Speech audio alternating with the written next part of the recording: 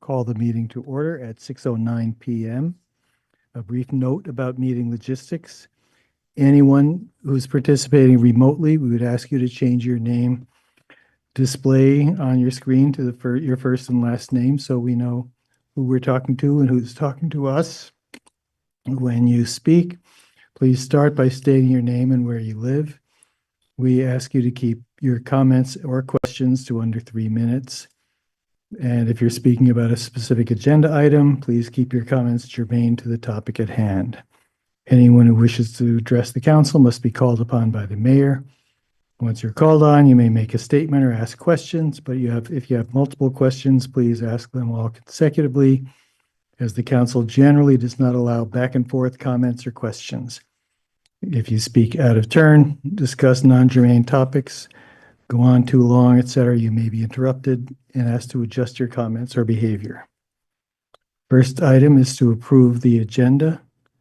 Is everybody satisfied with the agenda? Actually, I wanted to note, I think there's a typo in the item J, which has the completion date of the East State Street contract listed as this past June. Okay, we will take up the consent agenda and any changes. Oh, the main agenda. Okay. Just the main agenda, yep. Adrian. I'd like to add an agenda item. I'd like to add an agenda item for the city council for me to make a motion for the city council to go into executive session tonight to discuss the renewal of the city manager's contract. Is there a second? I don't think we have to vote on that. Oh. Any discussion? All those in favor signify by saying aye. Opposed? All right, we'll add that.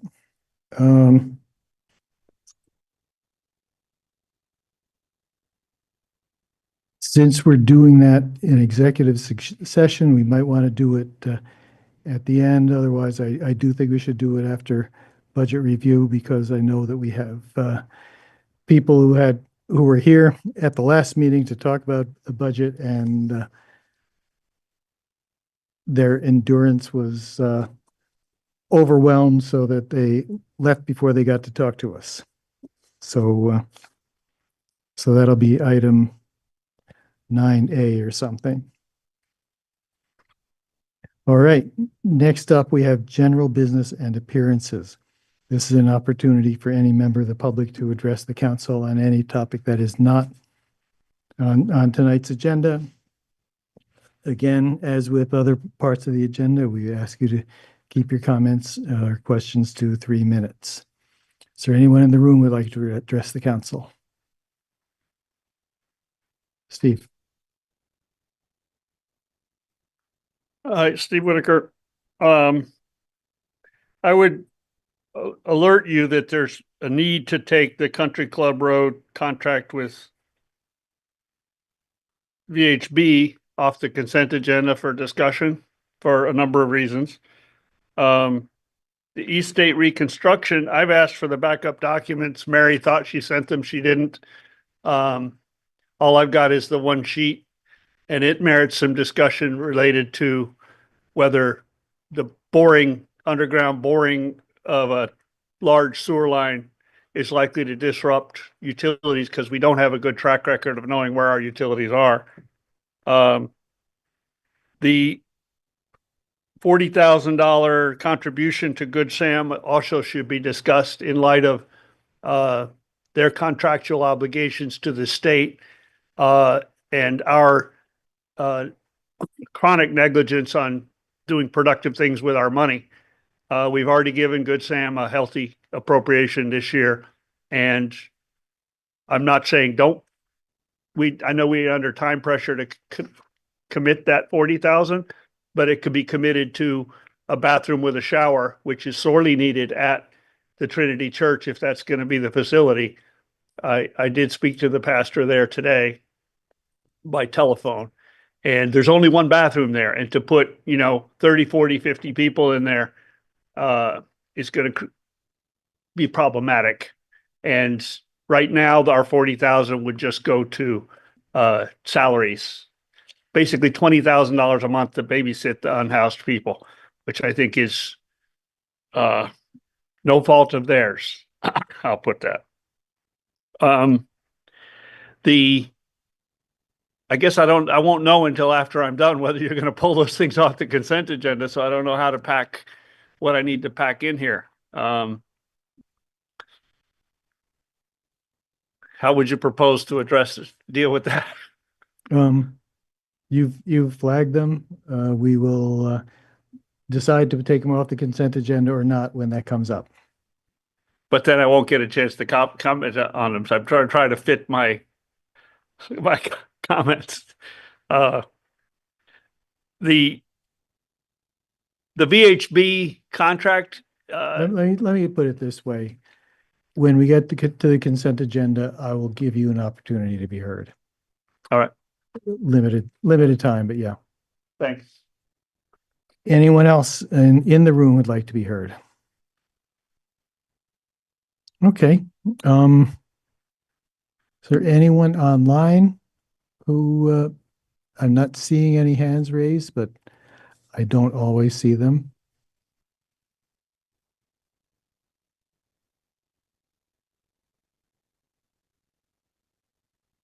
Okay, not seeing any hands up or online or in the room, so we'll move to the consent agenda.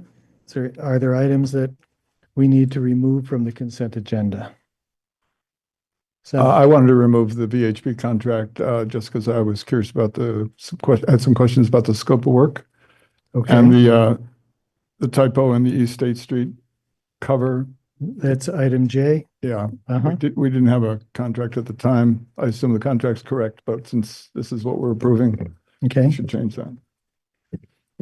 Any other requests to take items off the consent? All right. Is there a motion to approve the consent agenda?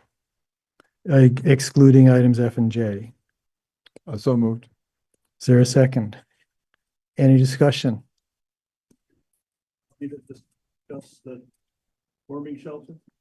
Oh, that's not one of the ones we took off. So, which, It's okay. okay, okay, yes, we can, I'll take a couple of minutes from you on that.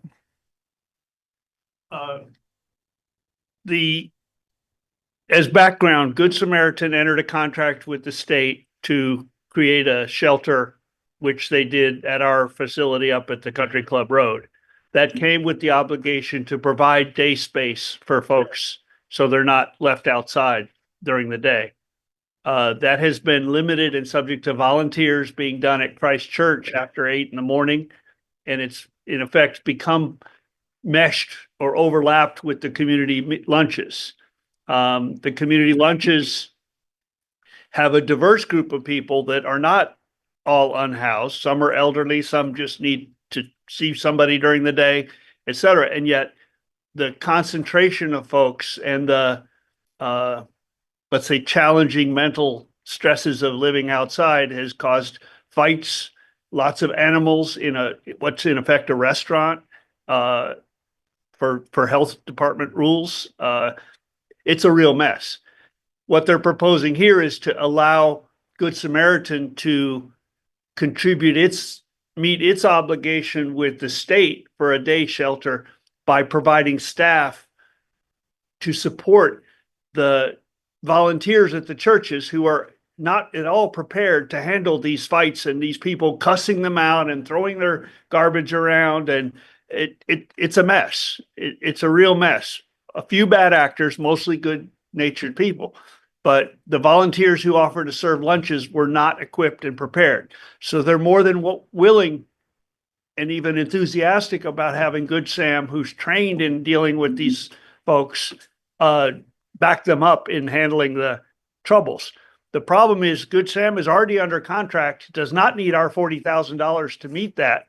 And if you read the budget, it was created by a Good Samaritan staffer, which I have told you many times should not be chairing our task force, and was presented as a fait accompli for a rubber stamp from the task force, and they got it.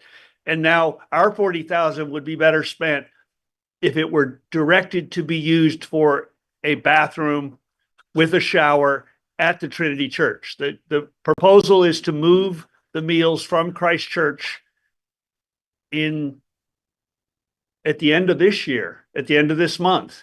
But yet we've heard that Trinity Church won't be ready until at least the end of January. So it'll continue at Christ Church for the month, which also presents an opportunity to get a bathroom installed over at Trinity Church. Then the whole operation will move over there. And a bathroom with a shower and maybe laundry hookups, I'm not suggesting we buy machines, is a better use of our $40,000, $41,000, than to just piss it away in what I characterize as babysitters for the unhoused. Okay, thanks, Steve. We have a motion before us to approve the consent agenda. Is there any further discussion, or does what we've just heard give anyone any pause?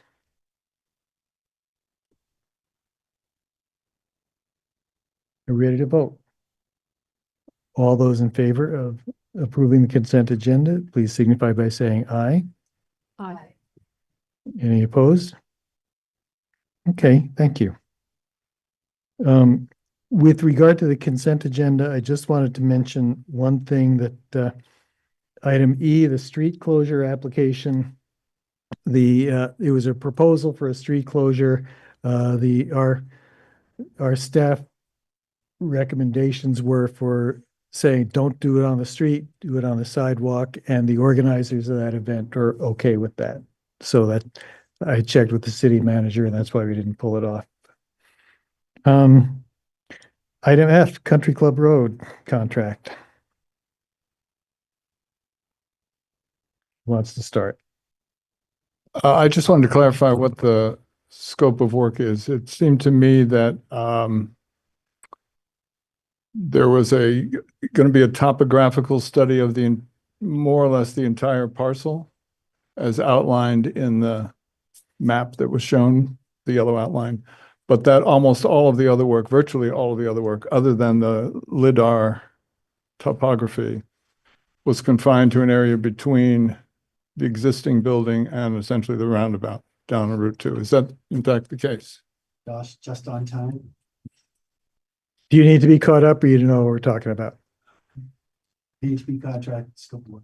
Yeah, and so the question was why the perimeter is the way it is. No, is in fact that the case? And Josh, Is why it don't you say who you are first? But Josh Jerome, Planning Department. Is it being confined to the area from the roundabout along Route 2 and up the access road to the building, talking about existing conditions and so on, and then that's the bulk of the work. I think 5 of the 6 tasks are Right. focused there, and then 1 is a topographical study of the rest of the parcel. Right, and that map is delineated with the yellow border in the contract for the LiDAR survey. Right, right.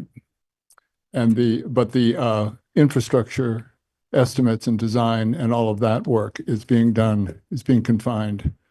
We're not designing the infrastructure for 300 houses. We're No, designing it's the infrastructure. Route 2, along Upgrading. Route 2 from the pump station up Country Club Road to the site. Okay, yeah. So this is road and utility engineering for access to the site. Yeah, it's a utility survey in order to do the water and sewer designs to replace everything. Gotcha. Go ahead, Tim. So within the scope, I noticed some language about the track crossing. Just in terms of, how that's going to impact a potential project. How far are they going to go with that piece? Well, I mean, any sort of modifications that might be made, like they want to get conversations happening with V-Trans to figure out what they're amenable to.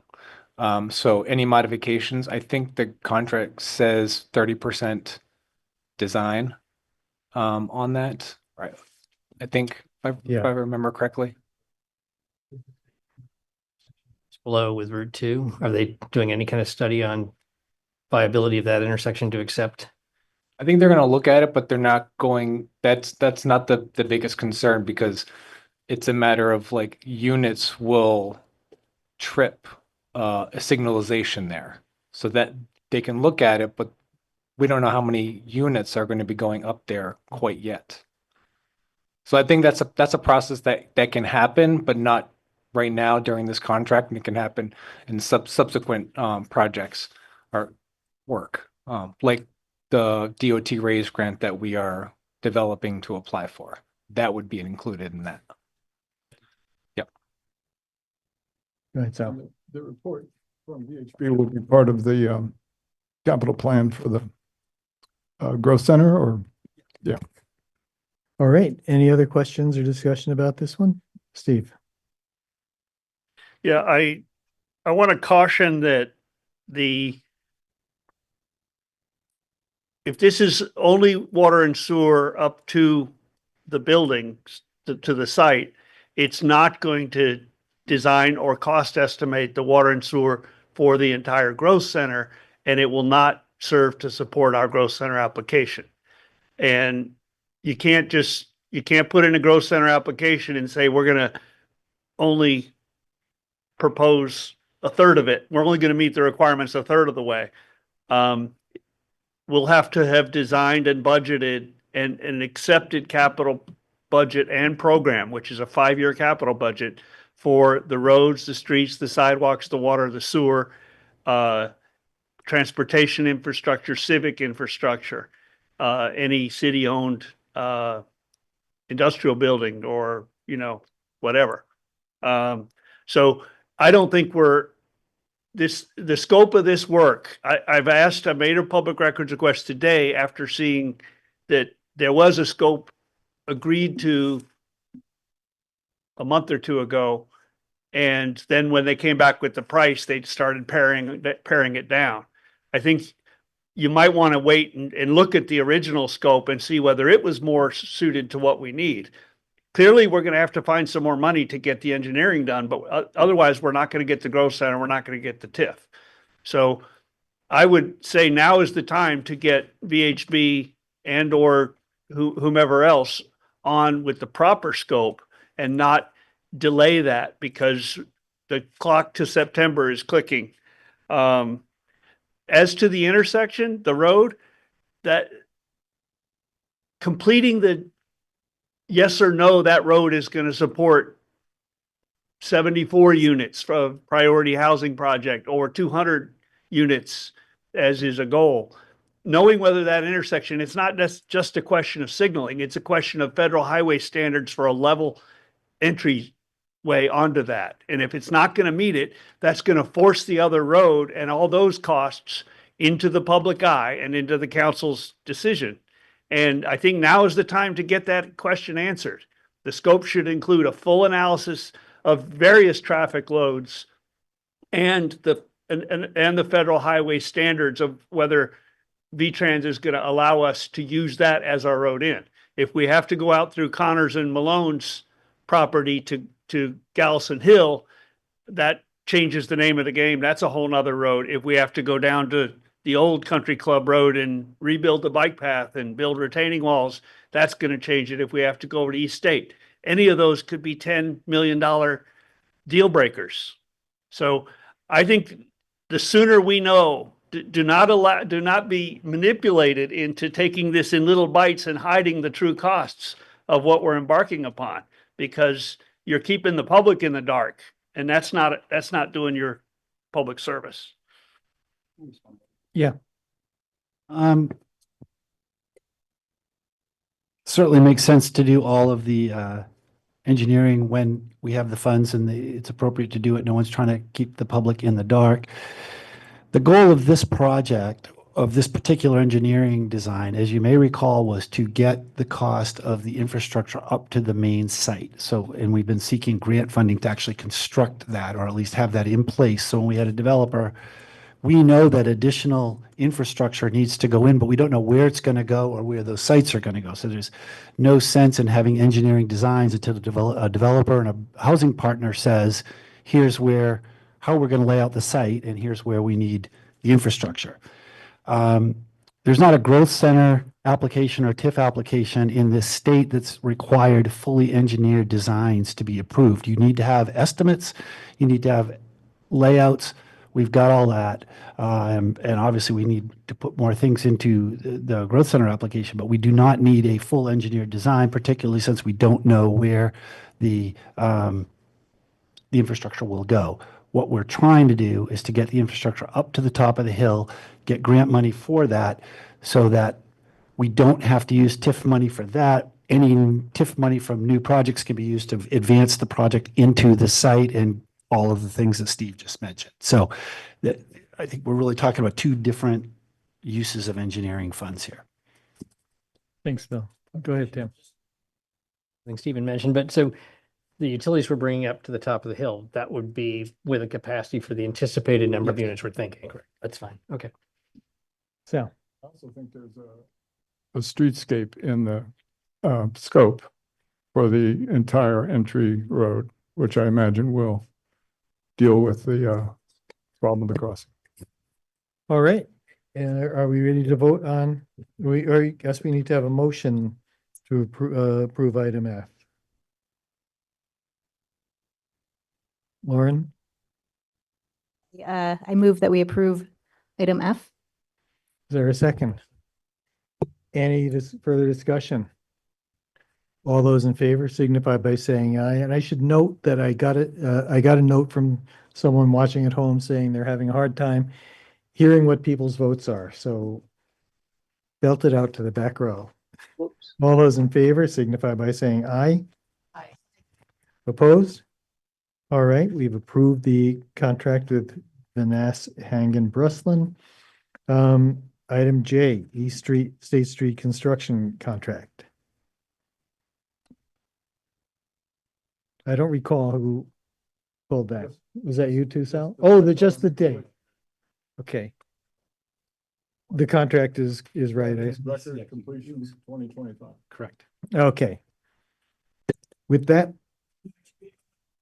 well, we pulled it off for the limited purpose of making sure the date is correct. But there was nothing, you're approving a contract, a potentially multi-million-dollar contract without any backup materials in the packet. You know, that's what I came in and asked the city manager for today, and Mary thought she sent it to me and didn't. But all there was a cover sheet in the packet. So that the bids were going to be opened on Monday or something, but you know, you're potentially, normally there's more documents to review and ask questions about than the cover sheet. Okay. Thank you. Point made. Do you want to move this item, Sal, since it was your pull? Sure. Yeah, I'll move to include item J And is there as a amended. Is there a second? Any discussion? All those in favor signify by saying aye. Aye. Aye. Any opposed? All right, thank you. We've completed the consent agenda. Appointments to the Housing Committee. I don't see that we have any. So we can skip that item. Oh, The agenda I'm looking at. I didn't see any in my, maybe I was looking at an earlier or an older version.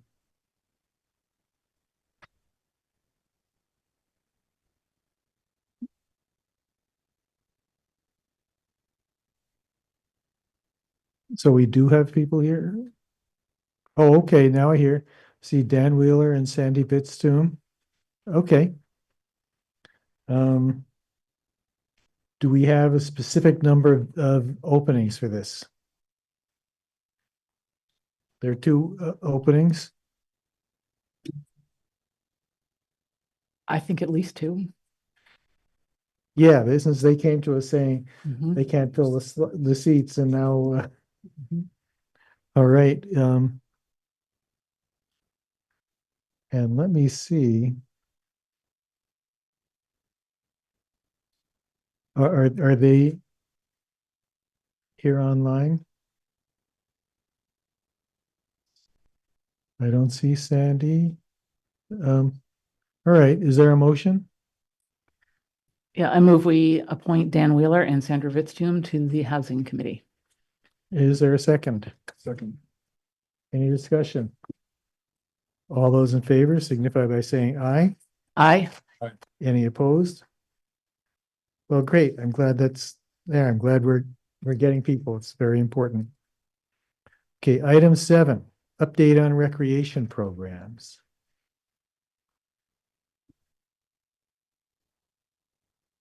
Ms. Hancock, I think, is presenting this.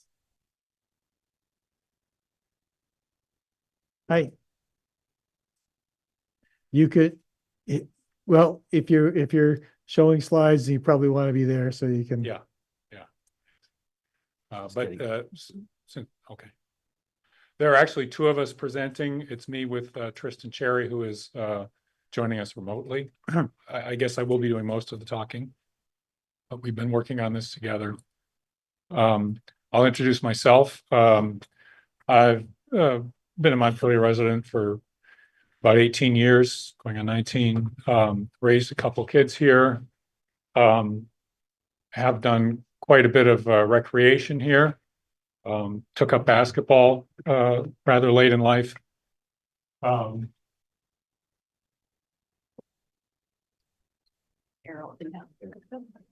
Dan. Okay, thanks. For about half my time here, so something like 9 years, I've been involved in conversations about recreation facility planning. It began when there was some talk of having to sell 55 Barry Street when some of the problems with that building were first emerging. And I joined and became the nominal president of a citizen group called Montpelier Jump and Splash, which did some survey work and also tried to promote and facilitate conversations that led to a feasibility study that was done by Ballard and King about 6 years ago, something like that. Then I joined the recreation board, so I've been in a lot of those conversations. So I come to you as somebody who's just been in the loop a fair amount for that time, and have gradually accumulated some sense of what's realistic, what's needed, hoping to be helpful in contributing that. My own background, I work in software development now, but I have a long background in educational research, so I also have an educator's perspective. And Tristan, I think if he speaks, we'll be able to see his face. Hey, so yeah, hi, I'm Tristan Cherry. So I'm relatively new to town. I've been a resident for just over a year. I'm traveling for the holidays, and I'm just not able to join in person today. So in this process, I see myself as an advocate for growth in Montpelier. And to those ends, I'd like to help provide some actionable guidance about what's possible if we decide to proceed with any new investments in a rec facility. So in my professional life, I work in market research consulting, mostly for pretty big transit infrastructure projects. And I really see a need for new vibrancy and growth in the town. So I hope I'm able to use some of this experience to guide and inform our committee, this council, on how we can create some new space. So I won't be saying much in today's meeting. I'm working behind the scenes with Chris and others to help develop some sensible and exciting options for indoor rec. And so I'll be back in the future to share those, but I'll talk a little bit more later. Great, thanks. So as you can see, we've titled our, would this be the thing to push?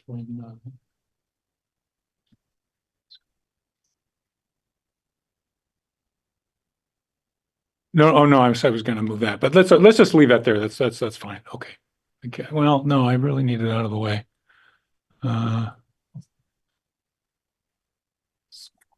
Okay, minimize. Yeah, got it. Okay, thanks. All right, so I'm trying to go backwards. There we go. So we're titling this a positive outlook on indoor recreation facilities. Our message is basically we're in a quite a better situation than you might think.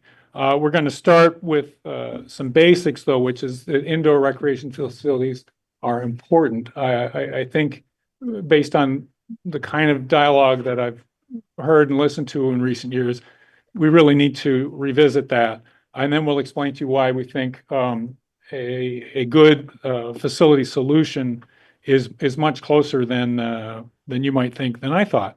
And for those reasons, it's important to continue the planning and development processes that are underway and have been serving us quite well. So important. I don't think I have ever been to a city council meeting where recreation was discussed where I have not heard this opinion.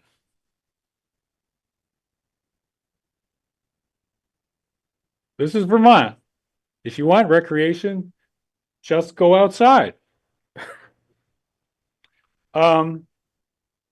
So with respect, to me, this sounds like the opinion of someone who would benefit from getting out more.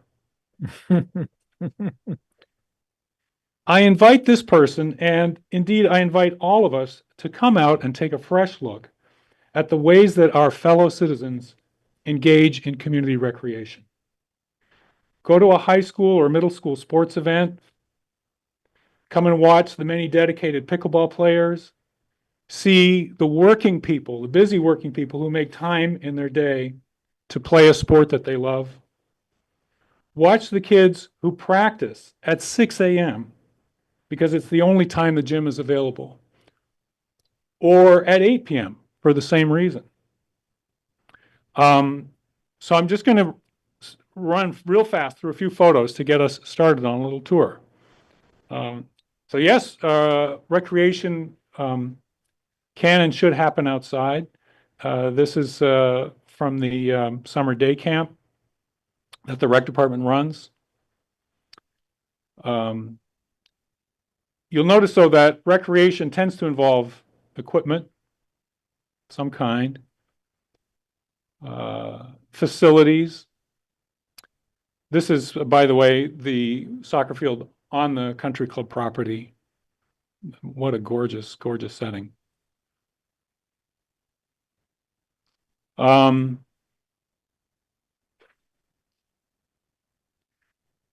That's a parent volunteer coaching a girls' team back there. There's some boys practicing.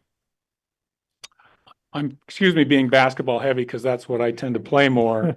But this, by the way, is the drop-in. This is open gym, and these are just teens dropping in. So the other stuff was organized. This is just when open gym has been a really regular part of our schedule. It's been really an institution and huge for youth in our community. Here are seniors playing pickleball. You can also play, it's a basketball court, but you play soccer there. You play ping pong there. You do taekwondo there. We had a group doing roller derby there. They play floor hockey. We get a lot of use out of this old wood floor.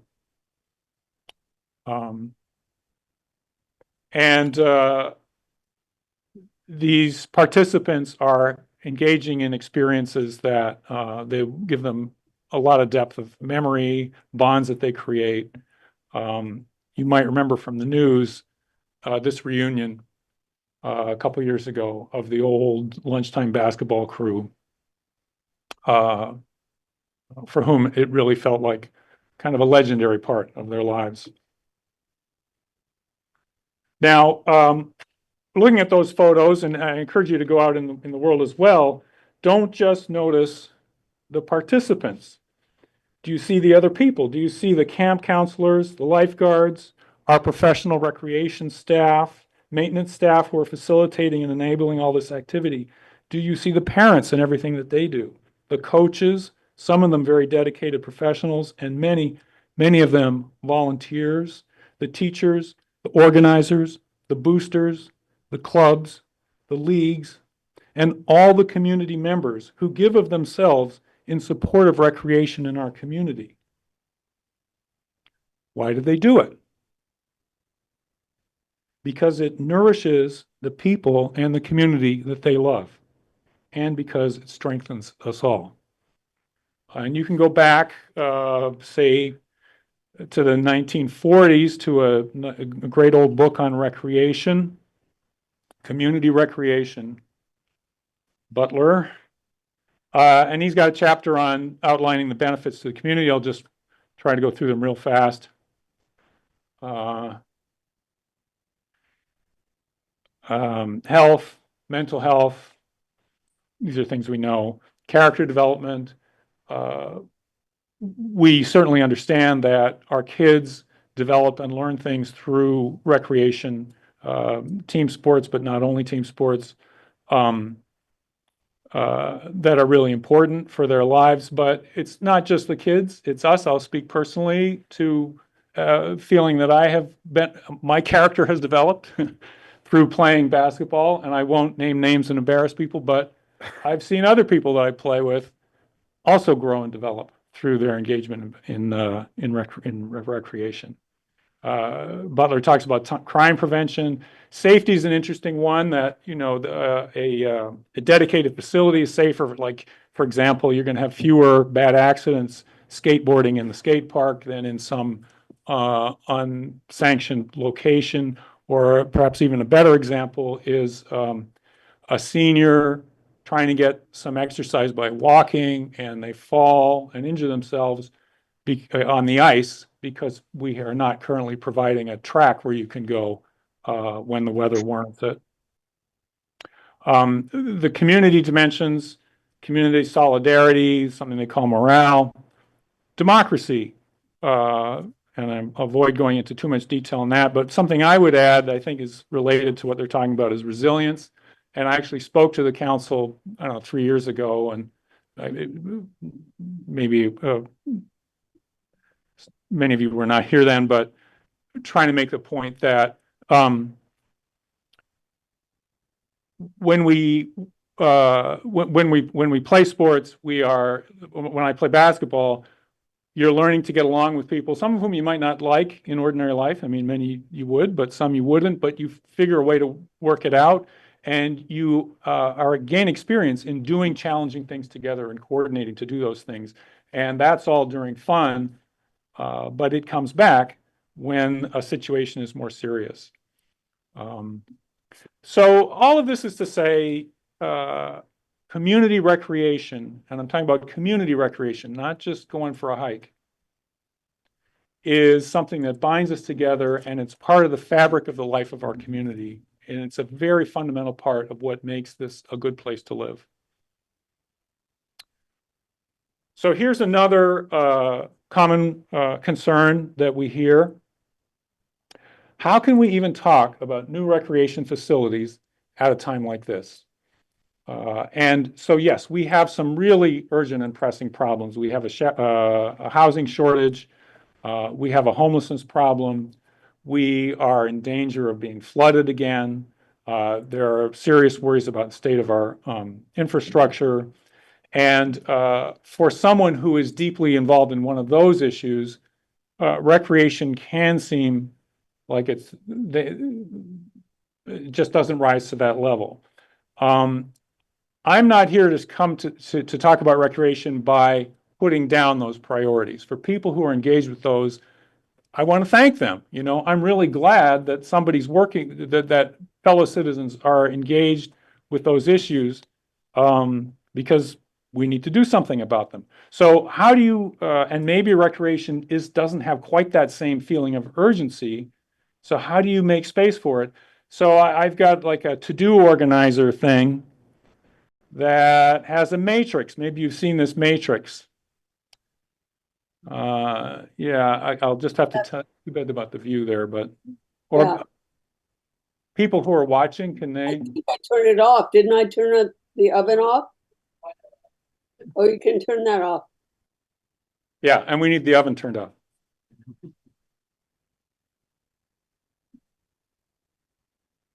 Oh, yay. Okay. Right. Okay, well, yeah, well, there's no highlight. All right, that's as low as it goes. All right, we'll live with that. Okay, all right, thanks. Yeah, so important and urgent. So I just named a bunch of things that are important and they're urgent. We can't delay.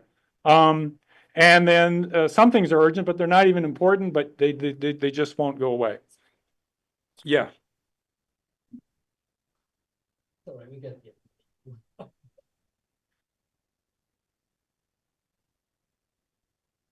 Um,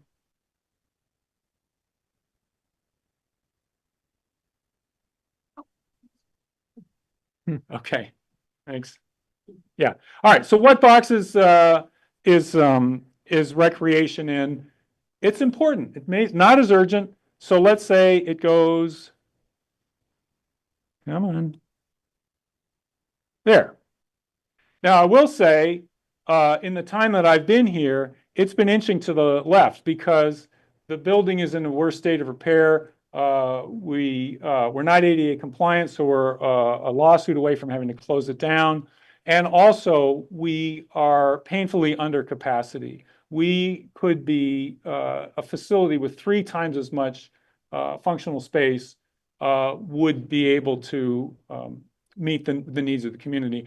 And I realize I'm just asserting that to you. You know, I've been in a lot of meetings. That's my sense. We actually are going to try to, I mean, there is some information about this in the market research that's been done in the reports. But Tristan and I, if you guys find it worthwhile to hear our contributions, we would be willing to come back to make take a crack at really documenting how it is that we're below, that our capacity is low. But anyway, so I think you can make a case, it's a respectable case that we have to. I'm sorry. What do you do when something's in this box? You still try to move it along. You don't move it along as fast as the stuff in the top left, but you try to advance it as best you can. Maybe you take smaller steps. The one thing you don't do is you don't go backwards and you don't give up on your commitment, which is part of what seems to be potentially at stake with selling the current sale that's being considered to the hub. We'll come back to that. But it's still something to try to do as best you can to fit it in with the long view in mind. All right. That's a respectable view. That's actually not my view. I would say let's move now because Tristan and I see recreation facilities as potentially central to Montpelier's growth strategy. First of all, I keep saying rec center because I do think in terms of recreation, but a rec center is a community center, and a lot of the same facilities have a lot of other uses that you wouldn't call recreation, and they help us do our business. A rec center helps us attract and retain residents. It's without doubt a major factor that families consider when if they want to move here, and that plays in here. It's really an anchor for housing development. Very specifically, the city is busy making plans for a housing development on the top of that hill. What developer is going to invest in that? Imagine trying to make that pitch to them, either with or without the guarantee that a recreation center is going to be there. Of course, if a recreation center is going to be there, that's a much more attractive and reliable prospect to build housing. And so I actually think that would be a key that's kind of unlock that process to go forward. So we think that you could move fast, or at least at a medium speed, because a rec center can help our town get our mojo back. All right, one more third and final concern that I hear expressed. We don't need a fancy new recreation building. I've had people tell me this. And this is especially of a concern because obviously we're in a very difficult budget time for the town. But not only that, there have been some numbers that have been floating in the public discourse in the last year or two that are really frightening large numbers. And so people are justifiably worried when they hear those numbers. But in response to this, I agree. We do not need a fancy, expensive new recreation building. And if you look at what we do in this town, look at our outdoor pool, look at 55 Barry Street, look at a lot of the facilities we have in this town. We're not given to indulging in fanciness. We have facilities that are basic, they're robust, they have the capacity, they have the function. That's all we need to get about our business. And so that's the case here as well. So how do we get new recreation facilities without them being fancy and expensive? So hiding in some recent documents is some very good news on this front. Oh, that's, oh, I went the wrong way. Okay. In the recent report from Power Wellness, they documented the potential for the existing Elks Lodge building to be the foundation for new recreation facilities. The potential use they looked at, and I'm quoting just about verbatim from page 6 of their report. Potential use to renovate the lodge and use it as the new center point for the new community center. They're considered professional opinion. This is a viable option. Why? Okay, first of all, it's on land that the city owns, so that makes all kinds of activity more easy to do and affordable. It's got the best size and floor area.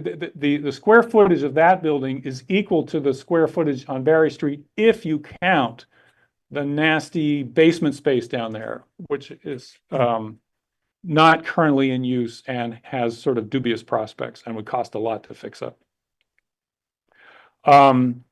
It's steel frames in good shape, ADA compliance, easy to do. The engineering issues are not a problem. It's high above the flood zones. There's another good thing about it. Ability to increase the footprint where needed. We'll talk about that in a minute. And something I think they forgot to add, it connects to outdoor facilities. So that beautiful field that you saw, actually there were a couple of those photos from up there. Imagine us being able to have the rec department offices right there. It's an efficiency for one thing, and just to have staff able to access facilities.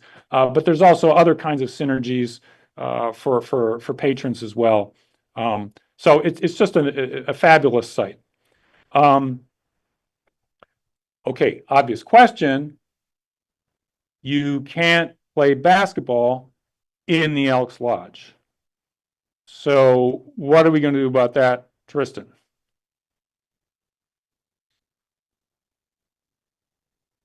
Oh, you need to unmute yourself.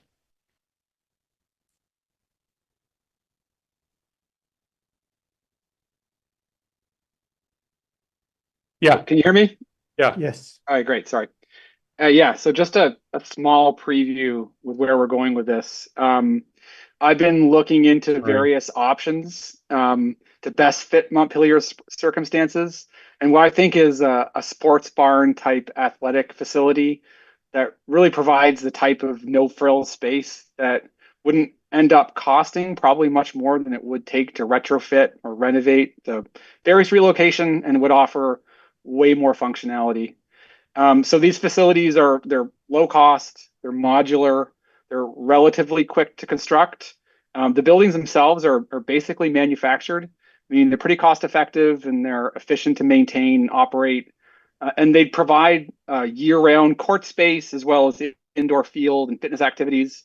So I see this as like a really good complement to what is already there at the Elks Club structure. So you don't need to take my word for it.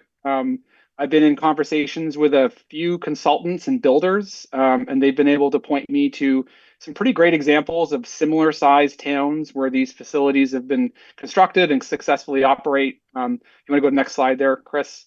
Yeah. I'm sorry. I have to click. So this just includes in Saco, Maine, it's about 20,000 people.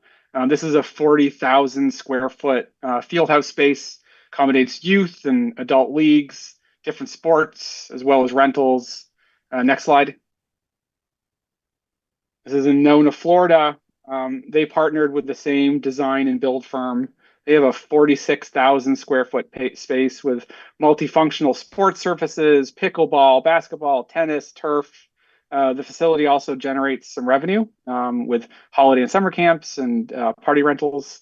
So my point here is that these buildings are achievable. The per square foot cost are even lower than I expected, and they meet a real demand. And I think they can be built for a lot less than some of the numbers that I heard when I first came on the Recreation Committee. And I'll just finish up by saying that I'll be preparing some more analysis on the subject for a future presentation. So if you're interested to hear more, I would like to come back. So thanks.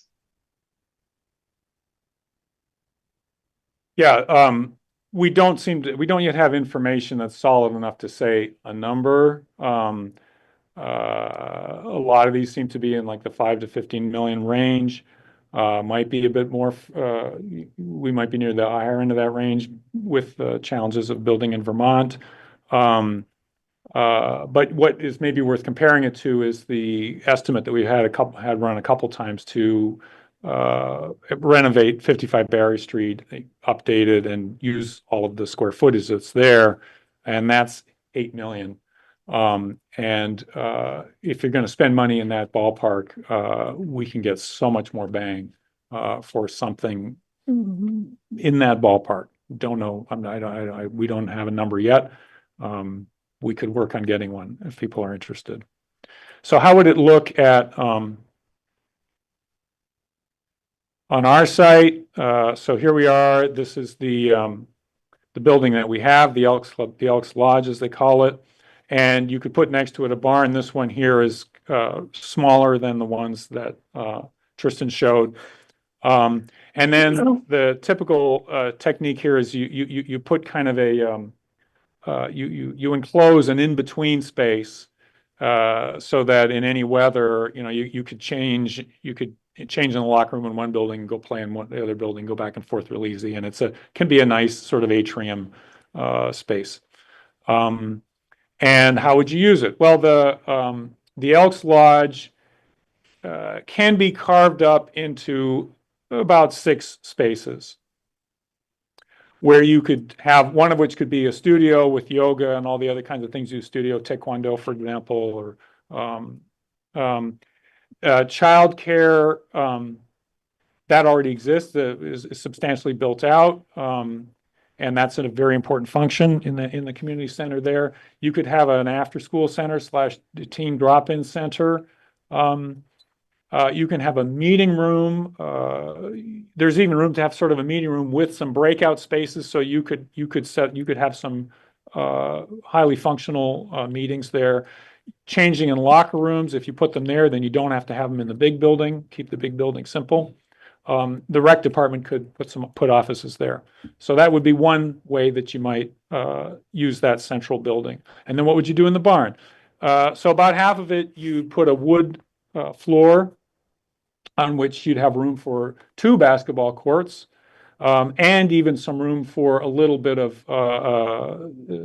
stands, so that at least parents can watch their kids play in a game, which they cannot even do at Barry Street. You can't really host a competitive game. But here with 2, you could host some tournaments even. You get some revenue that way. But it wouldn't just be basketball. It's a wood surface. So everything that we do on Barry Street, pickleball, of course, badminton, dodgeball, soccer, floor hockey, ping pong, all that goes there. Then you have another space where you've got artificial turf enclosed by a running track, which is about half the length of a normal competitive running track, which is enough to do serious practice if you're like a high school athlete or something. But the big attraction for us is the walking function for people who need a place to walk. We don't, I mean, what we have right now, people go to the mall is what they do. Or they go outside when they maybe shouldn't.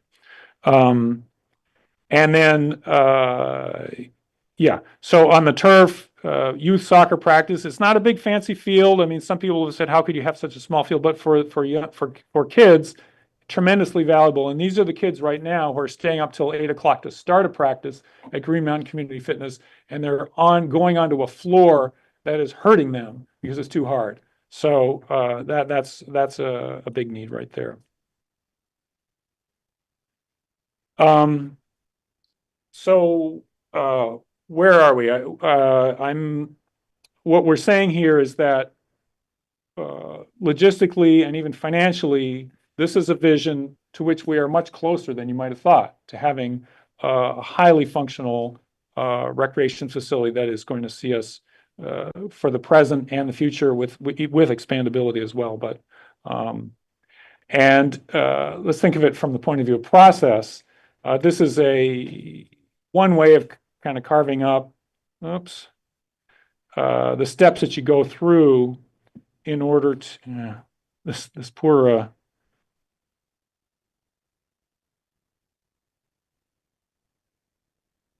okay. When a city wants to build a rec facility, these are some of the standard steps that you go through. And some people who care about recreation that I know, I might even sometimes have been one, get discouraged because it seems like we just go around in circles. We keep talking about recreation, and here we are again talking about recreation. We were doing this 10 years ago, 5 years ago. But if you look at this, you realize actually we've made a lot of progress. Preliminary feasibility assessment, I mean, we've preliminary feasibility assessed up the wazoo. We have the Ballard and King report from 5 years ago. We have this new report from Power Wellness. And so we have a pretty good sense of what the community needs and of the ability for operating revenue to largely offset operating costs. That's one of the key feasibility questions. Community engagement surveys, we've done quite a few. I think we have more to do on community engagement. I do not want to claim that that is done, but we've definitely worked on it. Feasibility study, Power Wellness is proposing to do a follow-up study where they'll get into more detail, but we've looked at quite a bit of detail. Site selection. Now, opinions vary. Not everyone is on board, but in fact, last year, the council adopted the action plan from White and Burke that included planning for development up there with housing and recreation.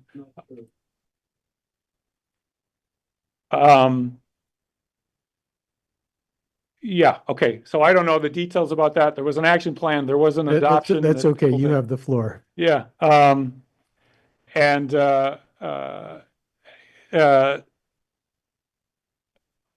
So we haven't maybe checked the final box on site selection, but really, folks, you're never going to find a better site than this. And the other thing about site selection is it is so advantageous to have a site. I know this because when we went through the planning with Ken Ballard and we had meetings, always the first question is, well, where is this recreation center going to be?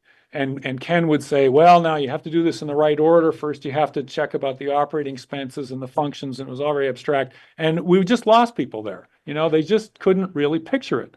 And so now we have not only something that you can picture, but something that has advantages that you would just never find again.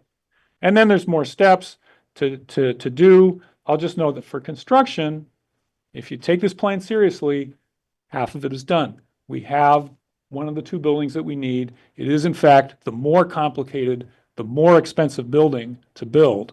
And so it would just be folly to give it up and to give up that option now. And I know you folks may, or I think you may be looking at a recent appraisal. I don't know what number you're looking at. It's 600,000 was offered. Maybe you could get more. This building is worth, whatever the appraisal says, this building is almost priceless to this community. It's worth more than 600,000. It's worth more than 10 times that if you think what it would cost to build another building like that in a location like that. So we are halfway there on the construction. So that's our message. Again, recreation important. We're closer than you think. And let's stay the course. And thank you so much for putting up with this long presentation. I know you got a ton to do. Just felt that it was very important to get this on the record at this moment. Thanks for coming in. I can assure you that you're not the only one who's found the technology of doing the PowerPoint while you're also trying to talk to be kind of a challenge. Does anybody have any questions or thoughts? So let me just, so your basic premise is that before we go to selling off part of the parcel, which is certainly not on the agenda for tonight, we should pause and consider whether we can use the existing building and the land as the beginning of our new recreation center. Is that a fair summary? Indeed, yeah. And just to, as an adjunct to that, I'll note, it is probably not your last opportunity to sell that if indeed that's what you want to do. You know, I'll never be arguing for it, but you could do it in a couple of years or whatever. It's an opportunity that would be, whereas if you sell it, I think it's very hard to get that opportunity back. Okay, thanks. Anybody have any questions they want to raise at this stage? Tim? Like structure, so you're not the rec department, you're not a committee, you're just a separate committee, but you're not really with the hub either, so you're a third entity? I was, on a third entity called Montpelier Jump and Splash. That disbanded after a while. Yeah. We kind of ran our course. I am now a member of the Recreation Advisory Board, which is, The rec department then? which is connected to the rec department. Okay. I don't have any authority. But we opted to come before you as citizens. We're not trying to disguise the fact that we're plugged into various conversations. We hear a lot of people. We know some of the thinking of the rec department staff and the city because by virtue of being on that board. But we didn't want to claim that we're speaking for the department. Adrian? Quick question, maybe I should know this, but what is currently happening at the building at Country Club Road? Is there an opportunity to move the rec department up there and start doing some of those activities now, or what is that plan, or is it just vacant? I'm not sure. There are some non-recreational uses. People were talking about the shelter, but that's only part of the building. And yes, the rec department is trying to make use of it to the extent possible. Arnie can speak to more of it. Things that I've heard of are they're just starting a new so-called fun space so it's just a carpeted, warm area where kids can come and run around in the wintertime. I don't know the exact plans for that, but that's one thing. And certain kinds of classes have also been held up there. And I think that's one important strategic thing for us to try to do is just try and make more and more use of it. What works against that is the rec department with the current budget freeze is down one staff position. And so the rec department is unable to have a staffer on site all the time. So you have to kind of deal with that. It limits what you can do, but it doesn't mean you can't do anything.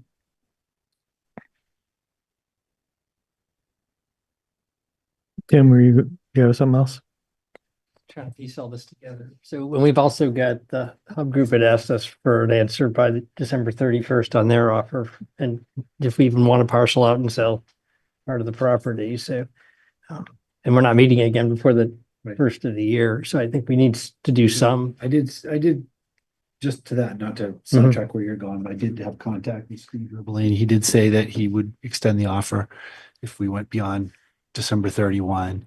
And I think one of the questions for the council would be if you chose to go for sale, would you just make a direct sale or would you put out for proposals anyway, which We would, just said to go RFP. right. So I think their deadline for sale wouldn't really be That's that. their deadline, not Right, ours. right, Mhm. exactly. One of the things that I was thinking about, these these buildings look cool, and I've been in some of them. And obviously, it looks like a pretty affordable way to enclose a pretty good amount of indoor space. But I'm curious if you know how long a building like this lasts. I don't think it's going to be standing for the amount of time that 55 Barry Street has been standing. On the other hand, 55 Barry Street is also needs millions of dollars put into it. So, Tristan, do you want to address that? No, I haven't thought about building longevity, but I mean, It's something 30, we should. 40 years doesn't seem unreasonable to me, but I can ask around. I mean, one of the ones we showed is 10 years old. The one at Norwich University is 30 years old. Over 35. Is over 35 years old.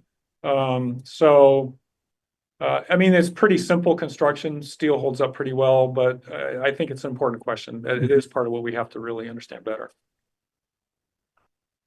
So I mean, just thinking about recreation and the Country Club Road and coming up with the master plan of how we're going to use that site. So this is part of that complex equation and the timeline of, you know, what comes first and, you know, recreation, housing, it's, you know, in my mind, it's all kind of confusing into like what is that final master plan the community wants to ensure that we design that site appropriately. And I don't know if our community, I mean, you know that I'm a big fan of recreation. That is my thing. But as we go into budget season and looking at the budget, I don't think our community is gonna have any appetite to fund or bond for a recreation facility like that. And so not to squash it, but because I think this is a good avenue to go. But what I would like to see the group explore is economic development opportunities and partnerships. I really truly believe in partnerships. I mean, the hub put together a proposal. I mean, is there an opportunity to work with that entity or find another entity? I mean, there are businesses out there that I truly believe that we could recruit to Montpelier and work to, you know, have a private business up there, maybe partner with the rec. I don't know what it would look like, but I just don't think our community would be able to afford this anytime soon when we're in such a budget crisis. But I want it to move forward, but how do you do that?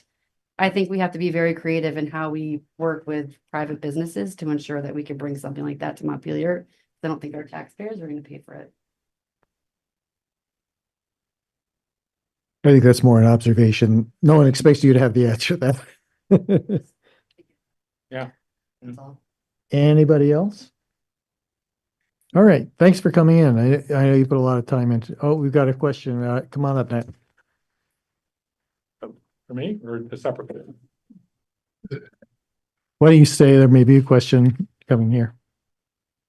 I just want to say a couple things And in start three out by min- introducing 3 minutes yourself. or less. Yeah, we know who you are, but why don't you start out by introducing yourself? I'm Nat Winthrop, 43-year resident of Montpelier and vice chair of the hub.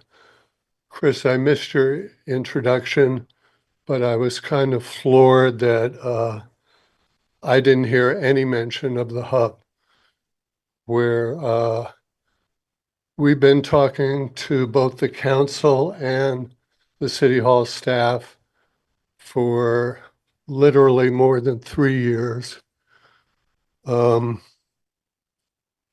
was the city that originally proposed a public nonprofit partnership with us. And we drew up a list of recreational opportunities that the hub could offer versus the city. We always saw it as synergetic and complementary. And I think all of you on the council are aware of rendering and other plans that we offered some 2+ years ago. You weren't on the, yeah. We were originally on the agenda for tonight, I understand, with the budget quandary that you're facing, why we're not. And we look forward to making our presentation, I hope, on January 8th. We ideally would like to see Steve Ribellini and our group purchase the whole clubhouse building, but we're open to sharing it with the city, to just purchasing half of it. We've been talking all along about including a daycare center there, possibly a teen center. And it's just beyond ironic that at the 11th and a half hour, the rec committee, the rec advisory board, who I attended several of their meetings, are proposing putting up a sports barn, which is what we've been proposing for 3 years, in the exact same footprint as our proposal. I should clarify that this is not a proposal by the Recreation Advisory Board. This is this is, I would say, a presentation by two members of the public who believe they have information and ideas about a direction we could go in. But I don't think they're saying that they propose to set themselves up as something in competition with the hub. They're just saying if the city continued to own it, this is the way the city could go. Do I have that right? Heard some, I really would like to hear more. And I actually tried to talk with you a couple of years ago, and I would still love to, and to talk with more hub members to figure it out. I think it is, I mean, the hub has already done the city a huge service by identifying that site and kind of bringing it into play. I also appreciate that the hub has had since then a disappointing time in seeing the planning get caught up in this bigger process. I mean, to cut to the bottom line, I would be very supportive of a tennis barn, a hub built and managed tennis barn attached to this complex. But I think that a lot of the conversation about working with the hub has been afflicted with unclarity. I know you're going to disagree with this, and let's follow up later.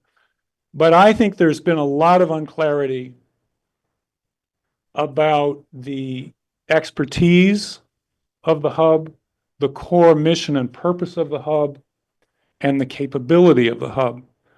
And I think if we look at those a little more squarely, we'll be able to find what they call a right relationship.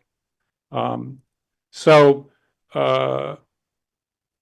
part of that right relationship, in my strong view, is that that building is the center of a recreational complex that needs to be wholly, that is a municipal responsibility.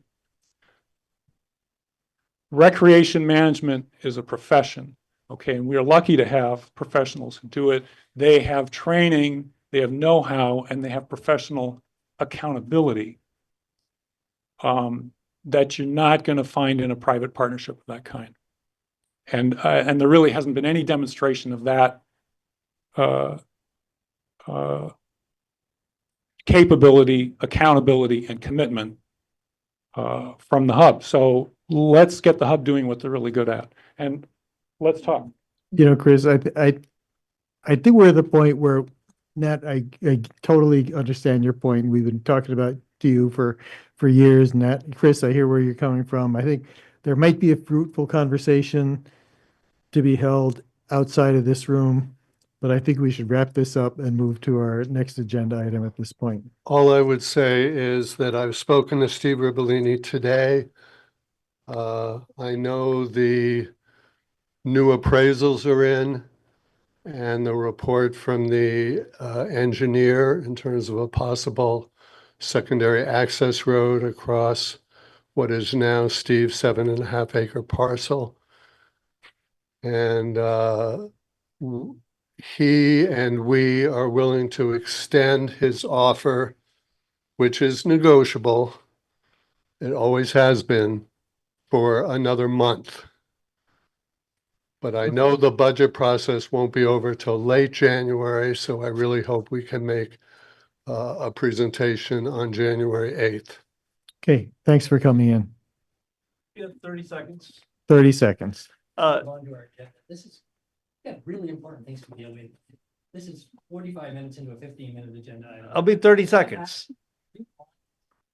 This is part of the master planning process, which we have neglected to Okay. even get started on. Thank you. We've heard that. Thank you. All right. Next up, FEMA flood reconstruction update.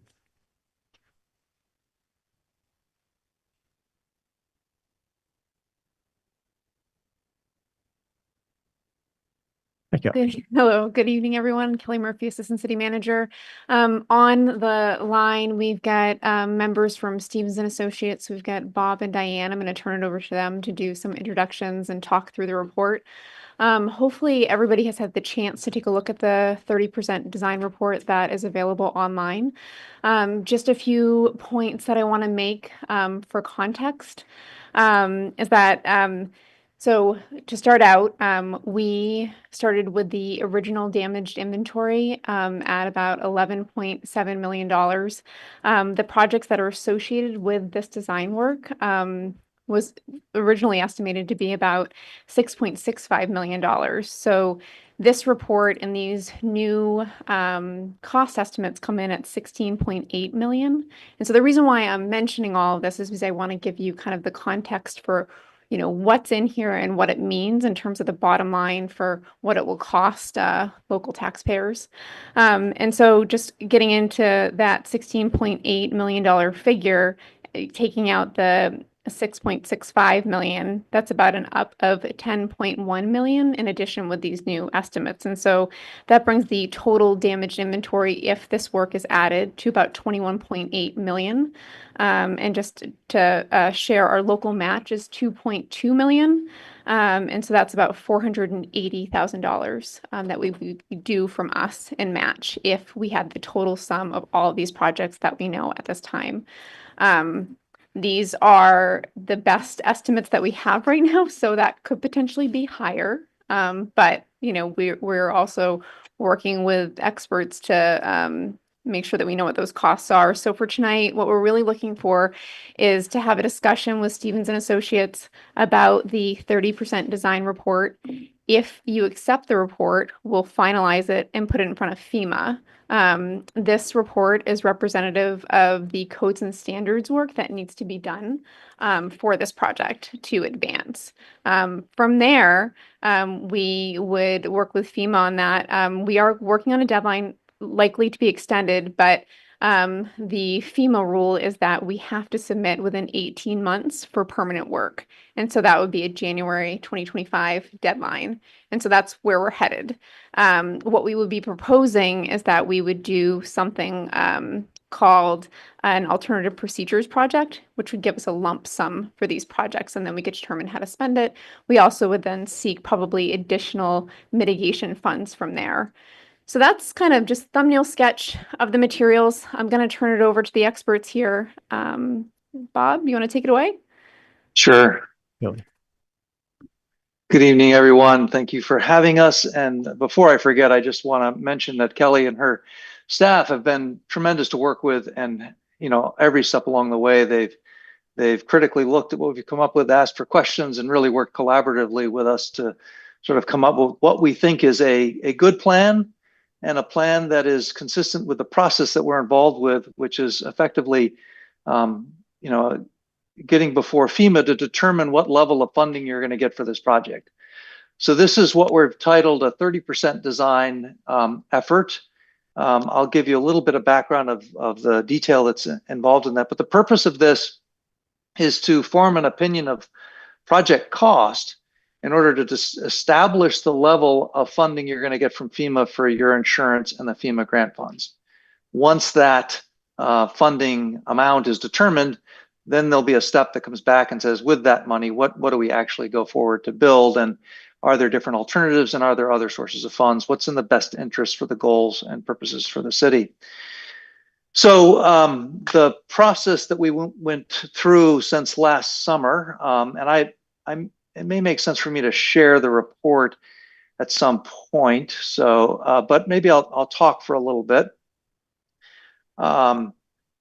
As I say, we met last summer and identified or reported out on the assessment of the 3 emergency service, City Hall, the 2 emergency service buildings, and a number of alternatives. And then we met with Guidehouse, which is the agency that's been giving advice and guidance to submit to FEMA, and identified that in order to determine the funding for this, that we needed to identify a solution that is what we call minimum codes and standards. And that's what I'm going to describe to you tonight. I want to say, first of all, it is you could certainly say it is the minimum code requirement to put these buildings into full compliance with floodproofing. It is not by no means a minimum design. So I want to explain more about what I mean with that as we walk through this. So the approach for both the two buildings that are subject to deeper water, which is the City Hall and the fire station, is what we call dry floodproofing. That is essentially, building the walls that are watertight from infiltration during a flood, getting the level of flood elevation high enough, structurally reinforcing those walls if we need to because of those forces, collecting water or depressurizing any uplift and buoyancy, and pumping out any leakage. That's the kind of broad overview of what we mean by dry floodproofing. We use that approach on both the City Hall and the fire station, but there's a couple of things that are covered in this background section in our report that are worth noting. One is that all of your buildings are what we call critical facilities. And as a critical facility, both FEMA requires, it's not a recommendation, they require a higher standard of care, a higher safety factor. So we've used, in this case, a higher design elevation than you would if you were not a critical facility. So we have, again, we designed to something like over 5 feet above the basement floor of City Hall, and roughly the same amount over the fire station floor, which is probably 12 feet higher than the basement in the fire station. In addition to that, in the parlay of FEMA benefit cost analysis for what they decide to fund, your use of building is a different class. So these are, first of all, large mass masonry buildings that are owned by a municipality. So a municipality has a useful life of hundreds of years, unlike a private project, which I might, as a private project, be looking to make sure whatever investment I make, I get a return in a 10-year investment period or a 39-year tax period. As a municipality and as a very robust building, these buildings, whatever investment you make in them to make them resilient to flood forces, is going to be here most likely for generations. And that has a different benefit or a different timeline to amortize those investments. And that is, in fact, how we come up with this. Is it worth the cost? Is the benefit worth the cost? Part of that calculation is the life of the investment. You have a very long investment life. Most projects do not.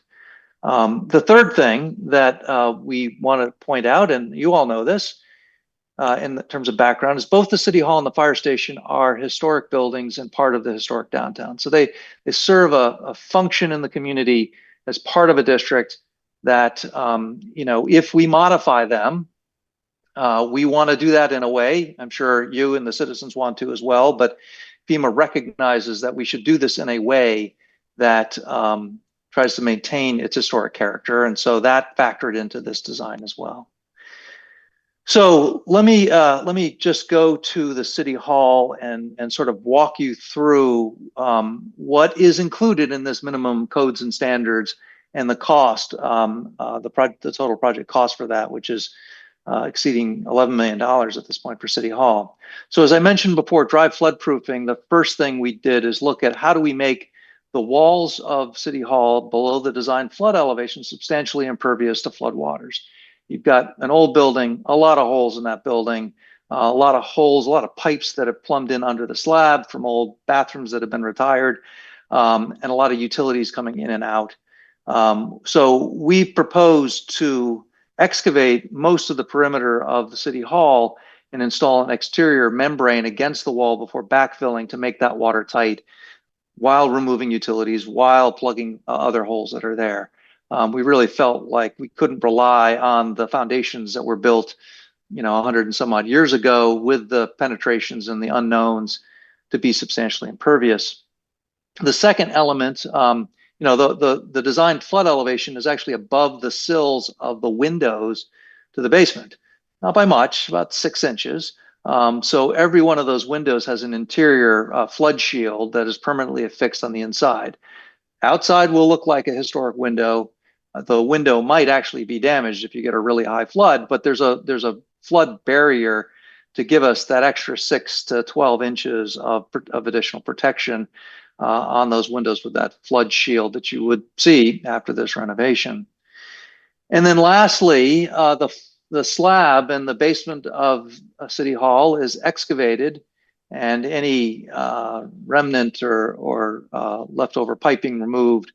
The boiler pit is removed. All that mechanical equipment is pulled out, and we put an under slab piping system in to relieve water pressure that's going to come up through, direct that to sump pumps, and then pump it out. That is the sort of standard approach for dry floodproofing. And if all of that works well, that would result in a situation in the next flood where we could be standing in the basement looking out the windows and seeing the water lapping at those shields and see no water or little water leaking in through the sidewalls and hear the sump pumps running. That has worked for other buildings we've designed. That is the basic premise for dry floodproofing, and that is the first layer of floodproofing that's included in this design. And I say first layer because there are additional measures beyond that. So the second layer of protection is that we looked at if in fact there was either leakage, additional leakage that we could not pump out because it was breaking through that perimeter, or for some reason, even with the higher flood elevation, the design flood overtopped that. We moved all of the essential utilities to higher elevations. So the generator is relocated out of the basement, higher land. The fire system, the communication system, the electrical system is all moved up to the upper floor. The only thing that is left in the basement at this point is the boiler system, which is a supplement to the bio district heat. So you have boilers in the basement that are there for emergency backup. They're not normally used, but if in fact the biosystem goes down, these boilers would kick on to provide heat for the district. Those have been lifted up out of the pit. They're elevated. And the same thing with the elevator machine room. We felt like that was high enough off the floor where we could have 3 feet of water in that basement and neither of those utilities would be affected. But they are principally protected just from the initial dry floodproofing. Those are still at risk. But we don't believe that they are essential to your critical use of the City Hall going forward. The third layer of flood mitigation for City Hall was to move all of the essential functions for City Hall out of the basement. So the land records, we have a new vault that's moved to the first floor. The planning department is moved to the first floor. That whole half of the first floor is reconfigured to accommodate some of the critical functions that were down in the basement. The DPW offices wouldn't fit on the first floor for our planning, so those were relocated to the garage at DPW, so they're entirely out of the floodplain. The intent is that, again, if there was a breach and if that basement flooded with all of the measures that we put into that the essential services that the city needs to operate day 2 after the flood are all at higher elevations, and they're all served by utilities that are going to function even if that basement was full of water. And then as part of that third layer, we rebuilt the basement with what we call water resistant materials. So it is basically washout materials. There are materials that can handle water without having to be excavated and dried out and everything else. And again, these aren't practices that we woke up yesterday and say, oh, we're gonna take this approach. These are all standards of design through FEMA design guidances for how to mitigate for flood. It is built within dry floodproofing standards. It's part of wet floodproofing standards. So they have manuals for here's water resistant materials, how you do that, how you make sure you don't have to, again, you can take a hit and then be back up and running, day 2 without a substantial investment. That's the point. There are non-essential uses that do get relocated back to the basement. So that is your council room has moved down there. We're using that space on the first floor. There's a couple of offices that are being used for other committees or not departments of the city, but I think the downtown organization, a couple of others are down there. There's meeting rooms, there's a kitchen, again, functions where that historic basement can continue to serve the city in future years.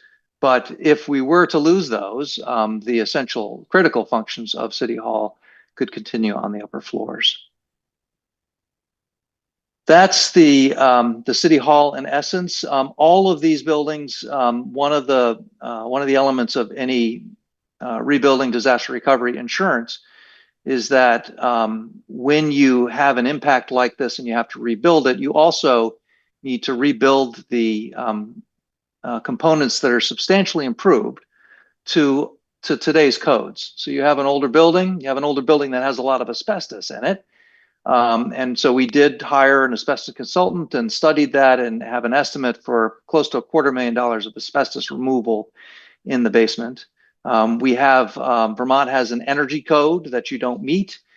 So whatever gets put back together in substantial renovation areas is going to get new insulation and brought up to energy code. It also has a code for fresh air ventilation that you don't meet.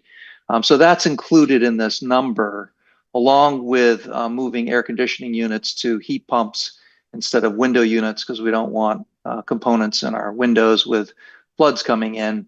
So there are mini split heat pumps included in this design. So those elements qualify for funding through FEMA. And because they are parts of meeting, again, codes, not necessarily the flood codes, but other codes that we're required to come up to standard with. And then there's also a list of ADA improvements. So, so we do have a building that is with, again, to close out the City Hall, that is substantially more resilient, that it has some, several measures of mitigation, that is better in terms of today's codes for energy and ventilation and ADA and asbestos for environmental. It is not a zero risk proposal. And I'll say the same thing when we get to the fire department. We don't have an alternative as we exist within the 100-year floodplain. We are not, we don't have, this alternative does not get you to zero risk. There's always some risk when you are located here, and we're going to continue to use spaces that are below the design flood elevation. And that's, the question is, are we approaching zero risk, and have we, arrived at a way, if we do fund these investments substantially through the FEMA and federal sources, where if you do see a series of floods, which I think you will continue to see, the last substantial flood you had was 10 years ago. If you look at it from 1920s, if you look at this investment that's going to be around for the next 100 years, you could be looking at, half a dozen to 10 additional floods in that time. And, if that occurs, are you going to be up and running the next day? And that's really the goal that we're looking at, that you may evacuate the building during the flood, but day 2, people are back in their desks and they're functional. So that is, Bob, sorry. I'm going to ask you to pause now so that people's questions and comments don't get missed. I'll ask right now if people from the council have any questions just about City Hall before you move to the Sure. next building. Tim. Oh, thank you. The thoroughness and the detail in your plans is fabulous. I'm embarrassed though that I think some of the fundamental concepts of it aren't at all what I thought we were going to see or hear. And for example, the use of the lower level in City Hall for office space. You were talking about filling it at one point and floodproofing and not using it, and now you're going to put people down there. I'm not with you on that. If you say we're going to have another flood in 10 years or so, possibly, this is just too much money to invest, and it's not fair to people. And the offices you're putting down there that, maybe deemed to be not as essential, if you look at what our Montpelier Downtown Alive group did in our last event, they were essential and they were on the front end of it. And putting them in the basement like they're not going to matter. It just hits me wrong. So I don't like the plan. Also, the fact that we have upper level space, that I think maybe that was a staff instruction to your company from our end, but there's a large upper level in this building that we can use for high dry office space. And I think we need to consider that as part of this plan and not put people in the basement. I mean, I don't care if the city hall chambers are down there because it's a light duty thing and we can move, but Yeah. I also think the move of keeping the boilers down there for the investment it's going to take to move them up 5 feet or whatever it is, and the elevator mechanical systems as well. We've got to find a way to move them up. I know the elevators is a very small thing. I'm moving those up in 3 buildings I own. It's just not that big a deal to move those up and have them high and dry. So that's a few of my points, and I really appreciate your detail, but I also really am disappointed with the outcome that the basement is involved as space that we plan to use. If I may, just to respond to that, and I think, part of this is the process in order to establish a budget from FEMA. So you're entitled to make a request for funding at this level. This may in fact be more expensive than filling the basement. We haven't studied that at the same level, so I don't think I can say that tonight. But there are legitimately other alternatives that have a different risk profile or less of a risk profile and a different cost.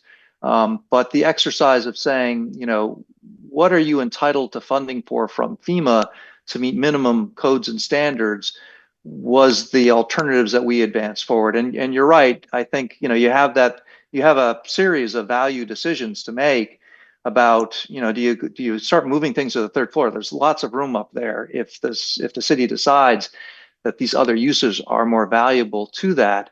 I think what Kelly was saying before, and perhaps we weren't clear about, is your decision as to what you actually build will be made after we get the budget from FEMA. So this application is to say you're entitled to this.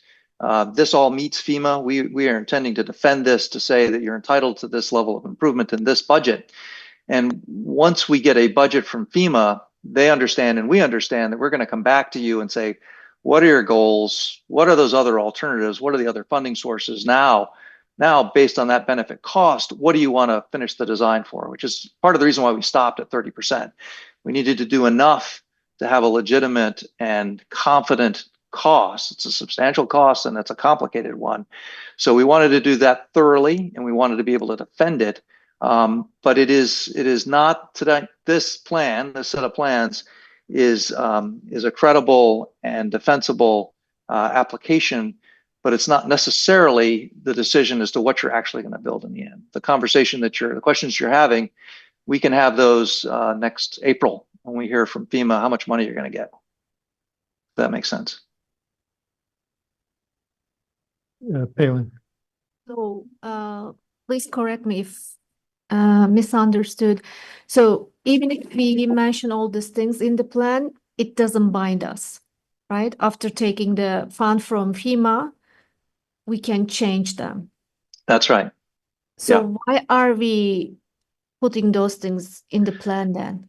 Because FEMA won't give you a number unless you come forward to them with what is described as the minimum codes and standards plan. So their obligation, they're basically backfilling your insurance company, and the insurance relationship you have with FEMA is they're obligated to give you money to meet the minimum codes and standards. Now, once they determine this is the budget, here's $16 million, as long as you spend that in a way that also meets the codes, you can spend it in different ways. Does that make sense? So I'm trying to understand, it's just a bureaucratic process. FEMA knows it won't be the final. We know it will not bind us, but they still want to see it, right? Well, they would also want to see the other plan and make sure that that meets the code requirements. Okay. So yes, so this is a plan that it is credible, it's legitimate, it's consistent with all of their standards for a flood-proofed building. But it has a risk profile that, Tim is saying, I don't like that risk profile. I'd like a better one for that much money. And, could we, we had an alternative we talked about with a new fire station outside of the district. That has as a risk profile of 0 for flood impacts, but it was also twice the number that this one is. And so they'd say, sure, you can do that. We're only going to give you what's in this budget for the fire station towards that. Now, if you can find other sources, we're also happy. We'll support you in going to do that. But they needed this package to determine what they're going to give us for that top line number. So that's the purpose of this. Yeah. Thank you. So what you're saying is that what we need to present to FEMA is a plan that will address their regulation, that we have restore the building up to current codes and regulations. This is a proposal that would satisfy their requirements and provides them a number that in your view, we're entitled to collect from FEMA. If we wanted to, since we're at a number, FEMA would not approve a cost that's higher than this because we've already established that this is all we would need to spend to restore it to current codes. That's it essentially. This is the ceiling for what they're going to give as part of your insurance settlement. There may be other grants and things that we can bring to add to it, but we're establishing the ceiling from them in terms of cost with this application. Okay, thanks. Sal? Yeah. Thanks for that explanation. It helped me quite a bit. You talked about like energy codes, for example, which apply to the entire building. Does this design, this 30% design, in fact, take the entire building into account, or just the part of the building that is susceptible to flooding? The part of the building that's substantially renovated. So the building code has a provision where you're grandfathered in until you do a substantial renovation. There's a definition of that. So we've applied that to the entire basement and everything that's substantially being renovated on the first floor. So it's not the entire building, it's just the areas that are getting major renovations. Okay, great. Thank you. Adrian? You mentioned, so this has to be in by January, and then is it April 2025 or April 2026? Yeah. Is Kelly still up there? So I'm still up here. I hope it's April 2025 Yeah. that we know. Yeah. In the cover that I provided, we did provide a rough sketch of the timeline if everything goes to plan. But I mean, it's FEMA, so you know who knows, right? So best guesses. I mean, if they did sort of award us with this, we were able to come up with a design that we like and move this forward. We're looking at doing those final designs in calendar 25, and then probably not going out to bid for construction documents until 2026, and probably completing that in 2027 maybe. So just to kind of level set like what this looks like if FEMA responds with this alternative procedures project, which would give us a lump sum of money. If they say, no, we're not going to do that, it'll just put us back into the public assistance review, and it would be more of a reimbursement basis. This would be better for us because, you know, it kind of gives us that lump sum to kind of look at and then decide how to act accordingly. So we'll see. And go ahead, Kelly. On that. So thank you for that background. So as we talked about the second floor, and I asked Bill for some background on the second floor in terms of the history. There's a long history of the second floor being provided to Lost Station Theater at no cost of rent. And so that is the third floor of City Hall. And we know that DPW had to move their offices because there wasn't space in City Hall, and it's obviously flood resistant, which is the second floor of a building that is in downtown. I think that if we're talking about April in terms of a next design, we need to simultaneously have conversations about, you know, we said the values of our council and what we want to look at in terms of the second floor of our City Hall. And there is a lease for Lost Station Theater that we should put on the agenda to discuss in January and have a conversation about the future of our second floor of City Hall and how this integrates into a flood resilient building and an opportunity to have all of our city hall offices in one location. Bob, a question about the second floor, the upstairs where the theater is. Is it accurate to think that FEMA would not give us anything for renovation of that level because it wasn't at all damaged by the flood? Or is there a potential that we could get some money for that if what we were doing was moving office space that had been damaged up to that level?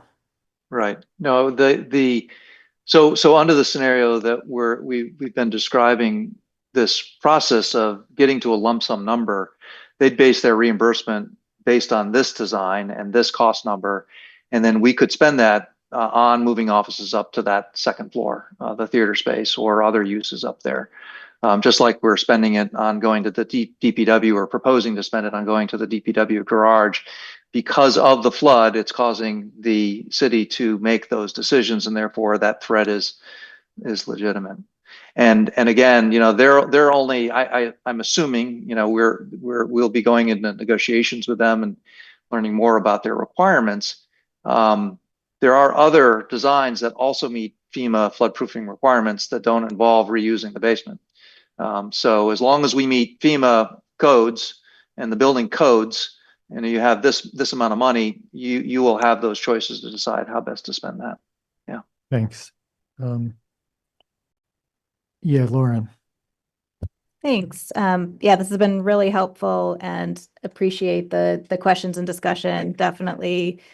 I think I understand the approach that you're taking to go to FEMA and appreciate the flexibility and would very much be wanting to look at other alternatives for the actual design. But it makes sense to me to move forward with what you're proposing. I guess my one kind of minor question is, if we're putting in heat pumps, do we have to keep an oil boiler? Why are we keeping fossil fuels at all? Yeah, good question. So interestingly enough, the heat pumps are redundant. You know, they'd be put in for cooling, but they'd be a redundant heat system for those offices that now have heat pumps. And they are more energy efficient. And but the city hall is part of the district heating system.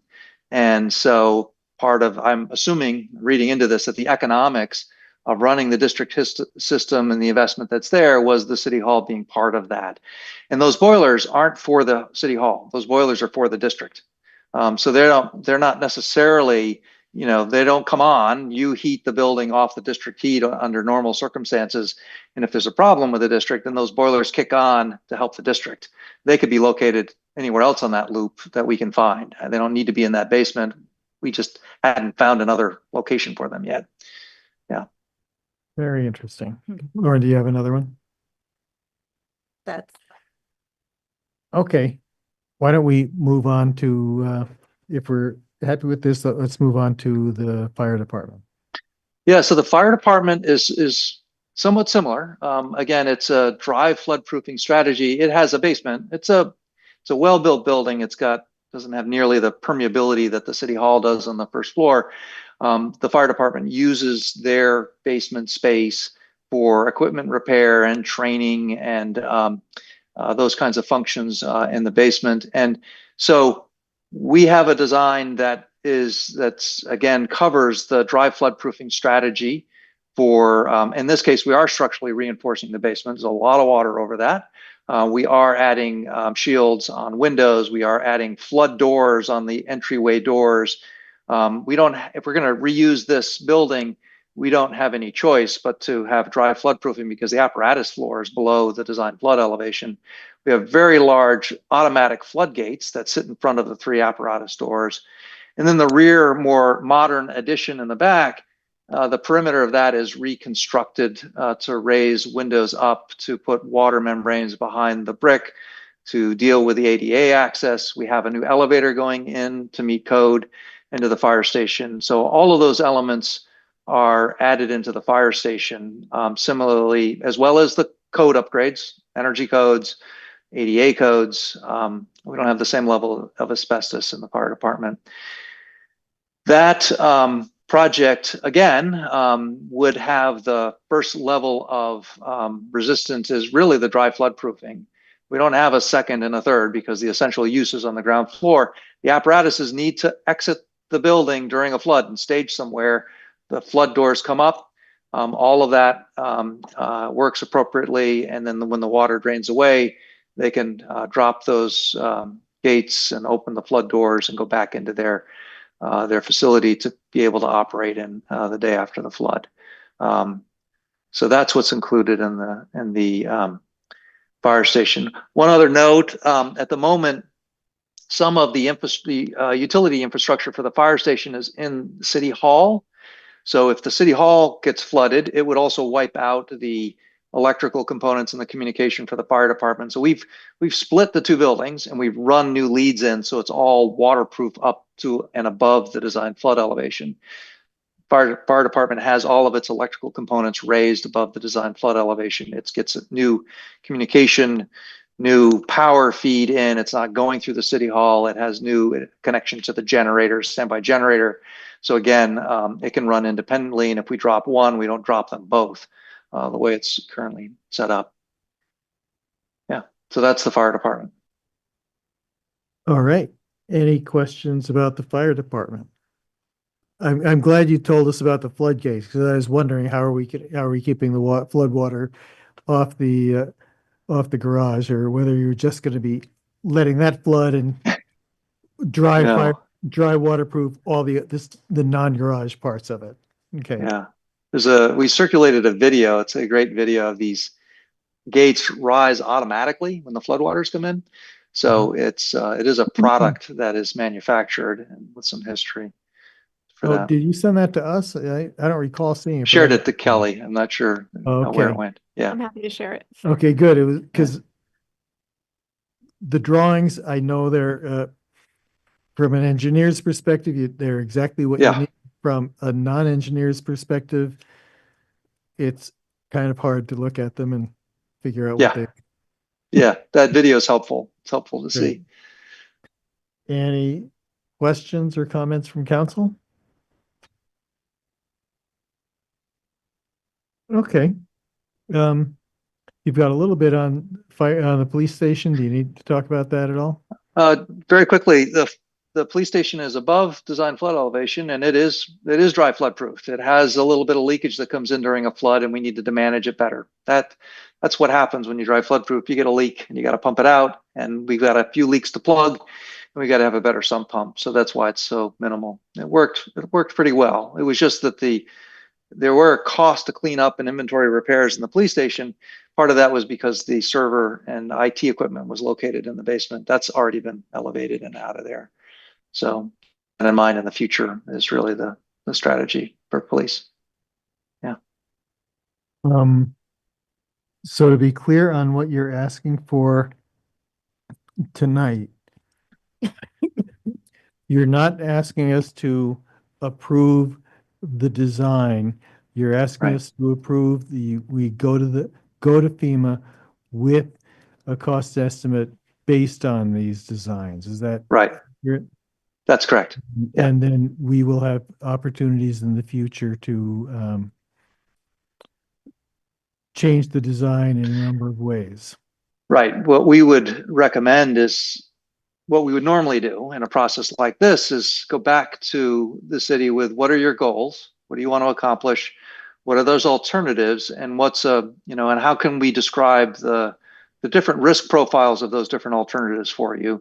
And try to, we have good costs on this alternative. We've done real work here with a lot of experts and been thoughtful. So we have a level of accuracy on this that we don't have on those other alternatives. But the alternatives we discussed last time are still, many of them still compliant with codes, and we can dust those off and talk about how those compare in terms of risk and cost benefit. And hopefully with that information, you can decide, give us some direction. We never came to you with using the second floor, the theater. That is a third alternative that was not on the table. So, yeah. Yeah, because for instance, one thing I remember, there's been some discussion about when we renovate City Hall, could we put public restrooms and showers downstairs and in the lower level. And Yeah. that's a pretty attractive alternative to some of us. But I didn't hear you say anything that would be We- inconsistent with that use. And we did put a public bathroom in on the ground floor, elevated it so it's level with the ground, so that that's actually included in this. Yeah, so it might get pulled out in the FEMA funding, not sure, Oh. we'll see, but it's in there. Okay. Tim. Question, Bob, we got you. So within these proposals are backflow preventers part of the hardware that are prescribed? Yeah, yeah, Is- yeah. So- Sorry, go ahead. I was gonna say for all buildings, but is that something we could put in sooner and be reimbursed for? I don't see why not. You know, the challenge with so the fire station has backflow preventers on the drainage system. City Hall does not on the sanitary. And the challenge with City Hall is we're not sure we know where all the sanitary is, because historically there were different bathrooms in the basement. And so when they pull the bathrooms up, there's no evidence. You really got to dig the floor out to find them. And then, so the plan is to, we plumb so that there's one location leaving for the sanitary pipe, and that's where we put that backflow preventer on. So you might be, like the finger in the dike thing with multiple holes by doing it now in the City Hall. Yeah. Yeah. All right, folks, so at this point, we're looking for a motion to approve this.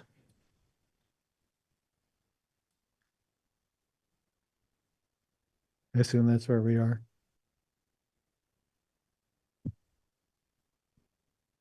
Would somebody make that motion?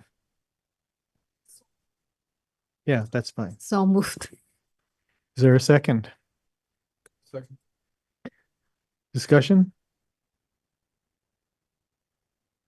Any comments from the public? All right, seems like we're ready to vote. All those in favor signify by saying aye. Aye. Any opposed? All right. Thanks, Kelly. Thanks, Bob. It's Great. Thank you all. very useful, detailed presentation. Okay, it's not 8:30 yet, but we started early. Before we start the budget review, we'll take our 10-minute break.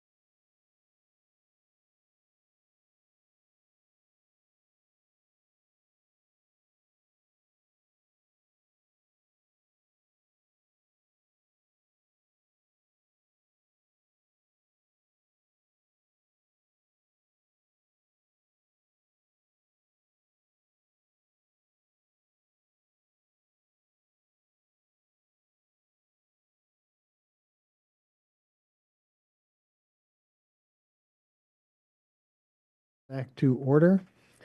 And we are up to item number 9 on our budget, or on our agenda, the budget review. And Sarah, welcome.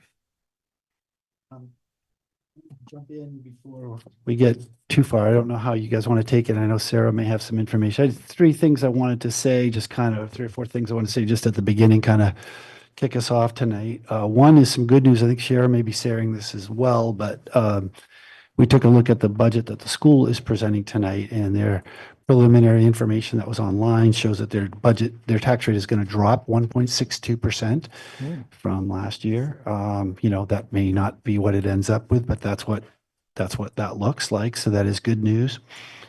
I just wanted, I know these questions come up and we're going to talk about them, and I know we have tough decisions to make, and that's what we're here for. But I did want to make a couple of comments because, things I've heard. So one of the questions has to do with us being, our budget being just under 7% and understanding the challenge of that.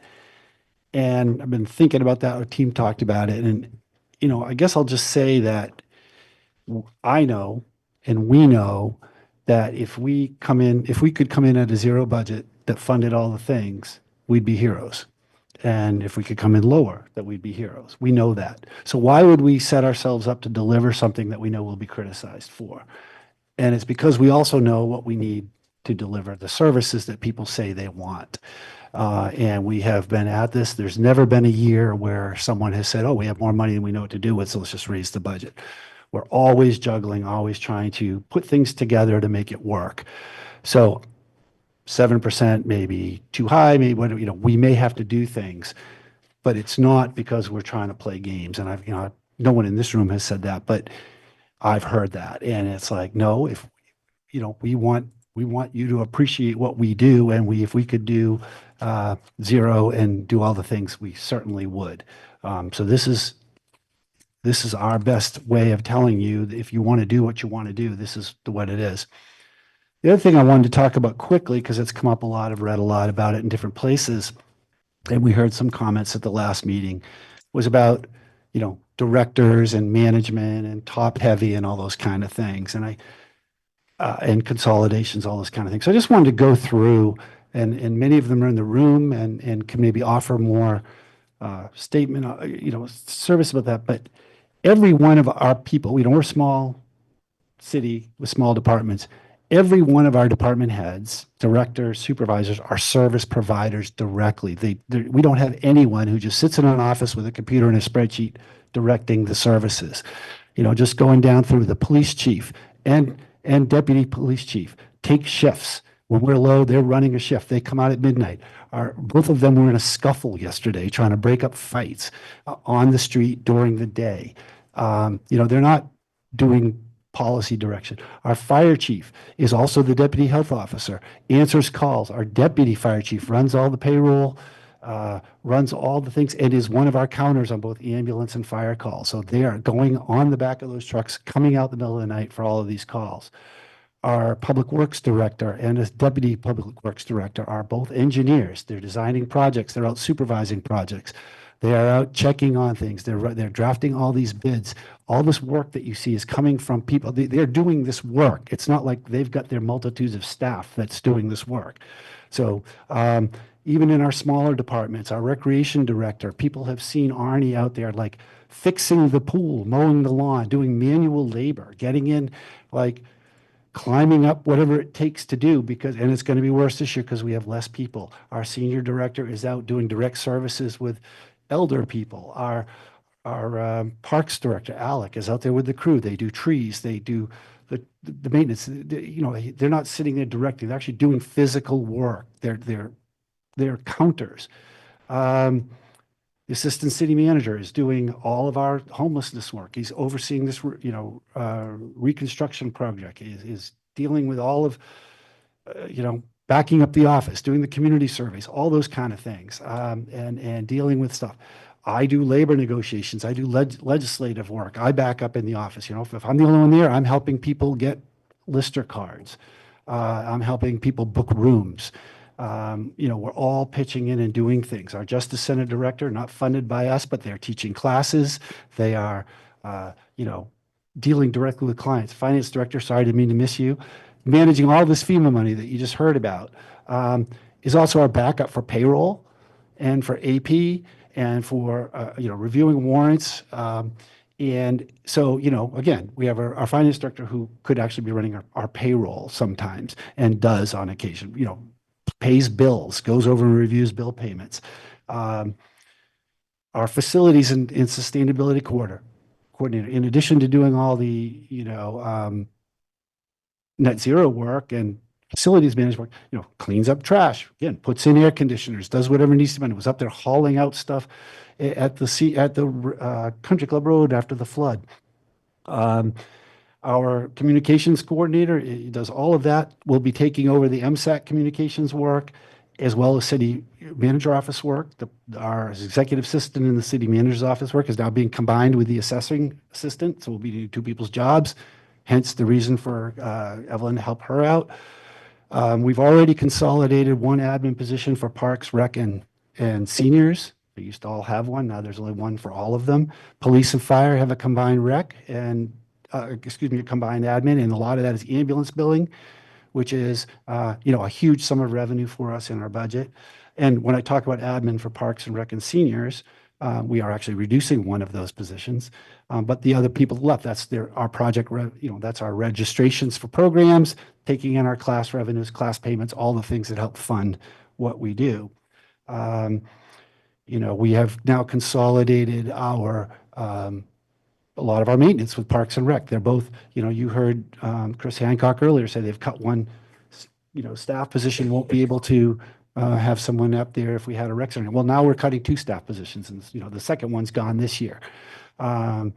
So I appreciate that we have difficult decisions to make, but I want to push back for the community about this notion that we have sort of all these people in their RV tower with their computers doing nothing. Every one of them is a counter. Every one of them is delivering services to our public. And if you were to change their titles, the work they're doing still needs to be, I left out planning. The planning director is working on our master plan, which we need to do, is working on the housing project, and did all the flood stuff. One of the reasons we're only paying $438,000 out of a $22 million cost is because we got our flood risks low in advance, the work of the planning department. They saved the city over $1.1 million in this alone through their prevention efforts. And that's what they're doing all the time. So I get that we have to make things. Our HR director is dealing with health insurance, trying to find out alternatives for us, because we all know that's a big issue. Deals with our employee wellness and mental health, and given everything that we're doing is dealing with mental health. Is our person, we, all of us, are an employer. It's not us against the employees, right? You, as the city government, are the employer of these people. And when they get the support they need when they're having stress, when they've got a big medical issue in themselves or their family, our HR director is walking them through every step of the way to make sure that their coverages are there, that they're getting what they need so that they can come back to work and do what they do. So sorry for the rant, but I really feel like, if we're going to make decisions, we need to make informed decisions. And if we combine directors because we think it's a good idea, we're still going to need the same number of people to do the work. So if we reduce people, we've got to decide what work we're not going to do. And a good example of that, someone was mentioning to me, the fire department. They said, well, they've got a chief and a deputy and a lot of lieutenants. And that's true. They all count. They're all going on calls, and they're all part of the shift. And the difference in pay between a firefighter and a lieutenant is not what's the stress in this budget. It's full-time positions with all their pay, their overtime, and their benefits and everything.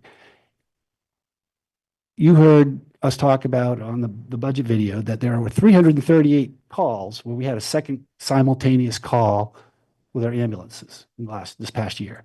So 338 times, there was one ambulance out, a second one made during the same time. So our station was empty, our ambulance was fully deployed. If we're really going to save money, we're going to cut a bunch of positions in that department. And we're not going to make that second call, which means almost once a day, someone in the city is not going to get the response that they get today. they'll have to wait for Berry City or Berry Town or East Montpelier if they are, if they are available. And I'm not advocating for that, but I'm saying those are the kinds of service reductions that are really going to save big money. We can stack, what time they show up. We can try to tweak around with the overtime. And we always are working on that. But if we want to have that level of safety service, if we want to have that level of DPW response, if we want to have that level of thing, the same number of people need to mow lawns. The same number of people need to dig and do all the various stuff that we do. The same number of people need to do all the things you ask and that we bring for you. So with that, I will shut up, but I just wanted, it really bothers me when I hear our people being sort of diminished as some kind of, well, they've just got too many directors, they don't supervise anything, they don't do anything. And none of our employees do. They're all providing functional work. I'd say one last thing too about admin cuts. And this one's painful to bring up, honestly, but several years ago, we were asked to cut, too many people in City Hall, cut your admin budget. So we got down, we had a part-time finance director and a part-time chief accountant, and we had cut back in the finance director, and we gave away $400,000 to a contractor by mistake. And it was awful. And we all went through hell, and we got most of it back after a couple of years, and we beefed up the finance department. And the city council said, never again. Let's make sure that you adequately staff and that you have the right people to make sure we're accounting for all the money. And we haven't done it since, and we track everything much more carefully. And but that's why we have the number of finance people that we have, because there's accounts payable, there's accounts receivable, there's grants management, there's FEMA, there's all the different funds, there's payroll, there's all the things. And, it's our accounting statements. So you see people in City Hall, at least 6 or 7 of them are in the finance department. They might be stationed in the clerk's office, they might be somewhere else, but they are doing that work. They're not admin people just doing nothing.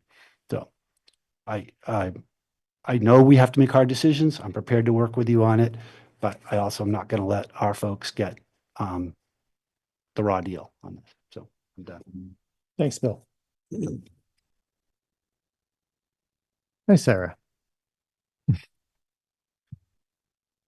You are up. You would like from me? Do you want me to demo the worksheet and then we can go through budget conversation questions? I can do my best to answer. Well, what I'm thinking is, looking at the names on the screen, I think there are probably some people who weren't here before, and there may be people in the room who weren't here before. So it might be worth giving like a high level overview of the changes we're proposing to the budget. And is that something that you're prepared to do, or? I mean, I hadn't prepared to, but I can give it a shot. Okay. Originally I presented you all with memos about an unfortunate budget situation that had us looking at a 24% tax rate increase. Obviously, we knew that was not going to be palatable to anybody, and so we have done our best and trimmed about 2 million off of that original budget proposal, and have pitched what is a 6.94% overall tax increase. That also includes the library's increase and the ballot items moving the community fund to the ballot and CVHHH. I think the tax rate that is city specific is about 5.78% increase. Of that, about 2.2 is related to capital. That's $260,000. We equated that to about 2 cents, which was a previous tried and true method for getting capital funding up to a prior goal of what we thought would be steady state, even with some hiccups. So we just want to continue that and invest in infrastructure. And then the operational increase, everything else was about 3.5%, which is in line with CPI, 3.6, I think. And so that's kind of the general overview of the budget, where it sits today. I sent council, and I have posted on our website a worksheet so that you can enter items and see how that impacts the tax rate itself and how it increases or decreases that percentage. In that spreadsheet, and I'll share it in a minute, all the cells are locked except for the few that you can edit in to make sure there are no errors. You can change the home value and the like. It also includes the education rate in there that Bill mentioned. I went to their website today and I pulled their presentation that presented a 1.62% decrease in their tax rate before any changes to the education funding formula. I do have some experience with that, and it is messy, and I don't intend to speak to that here, but I just, expect we will hear more about that as, they get more information in January. As that is how it at least worked at my previous job in the school. So I will share that spreadsheet so I can give a quick run through about how it works. It's pretty simple. And it is a good tool to see, exactly what you need to plug in to reach a desired tax rate increase. And I also wanted to mention that based on the grand list we're using at this time, it was about $131,000 is 1 penny on the tax rate.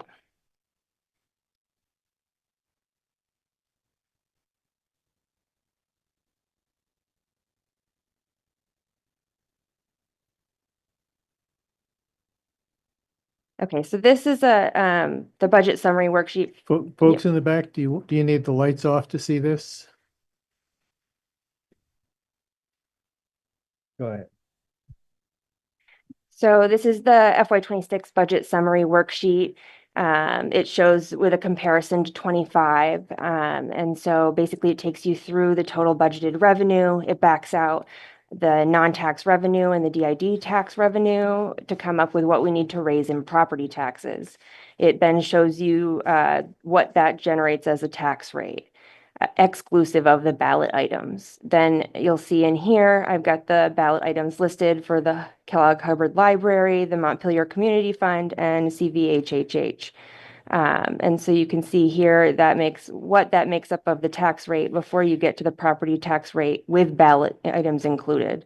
And as I noted, you can see here the 5.78% for municipal, and then it gets down to the 6.94 with all the ballot items in. As you go down further, in the past, we've summarized what of that budget funding is related to outside entities, to community enhancements. As we'd mentioned previously, you'll see there's about 39.1 in Montpelier Live funding that is no longer in this section because it would be included in that DID tax section. And then the policies and relationships, I have in this hidden several rows now because we have not funded some things back-to-back years, like the housing trust and those types of items. So you can see the comparison, and it also shows you the capital and equipment plan for debt and infrastructure from the prior fiscal year and this year. So 2.4 million from the prior year and 2.66 this year. And then you get to the important part of this spreadsheet and the unlocked cells that people can work in. So, there's room here for you to make notes, for you to write a description of what you would like to add or what you would like to cut. And then if I put 131,000 in here, you can see, please bear with me. Negative 100. If you wanted to see what that impact was, you can see down here, it totals it. It shows you that's 1 penny on the tax rate. It takes our base increase from the 645 down to 554. And it shows you over here on the side, we started at 6.94. With these options, it is 5.88% tax rate increase. And then as you go to the bottom here, let me just back this out. You'll see there is an area for you to be able to adjust the average residential property. That's about 370,000 right now, but you could stick any amount in here to see how that impacts your taxes if you're a member of the public or council. And you can see in FY25 what that equated to, and then the current budget as proposed. Municipal only excluding ballot items equates to about $196 increase. With ballot items, it's 241 over the prior year. Right now, with the education rate as it stands, and is available on their website, it is a reduction of about $78. So right now, the current budget that's presented, including the education, would impact the average residential home value of 370 with a $163 tax rate increase annually. And so this worksheet gives you the ability to plug and play with the items you do or don't want to see in and see how that impacts. And so I think this is a really useful tool. I built this last year and I think it helped a lot, and I hope that it will help with deliberations this year as well. And I will keep a running copy as we make updates or get more information on the ed rate, or if anything with the grand list knowingly changed, and I would provide you all with a new copy. But that's I wasn't Thanks, really Sarah. prepared for a spiel, but that's it. Oh, yeah. No, that's very good. And this is on the city's webpage, so anyone who lives in the city could do this same thing. That's correct. It's on the finance page. So if you go to the finance department, you'll see a section on the budget, and this spreadsheet is linked right there. And I'm sure Evelyn can make it a news flash on the front of the city page if people were interested in that. Great. Thank you. So here we are, we're picking up on where we were last week, and I know that people had comments and questions last week, and people have submitted questions to the city manager and the finance director since our last meeting. But I'll start by asking if there are any other questions that members of the council have now, or any thoughts that they'd like to discuss right up front.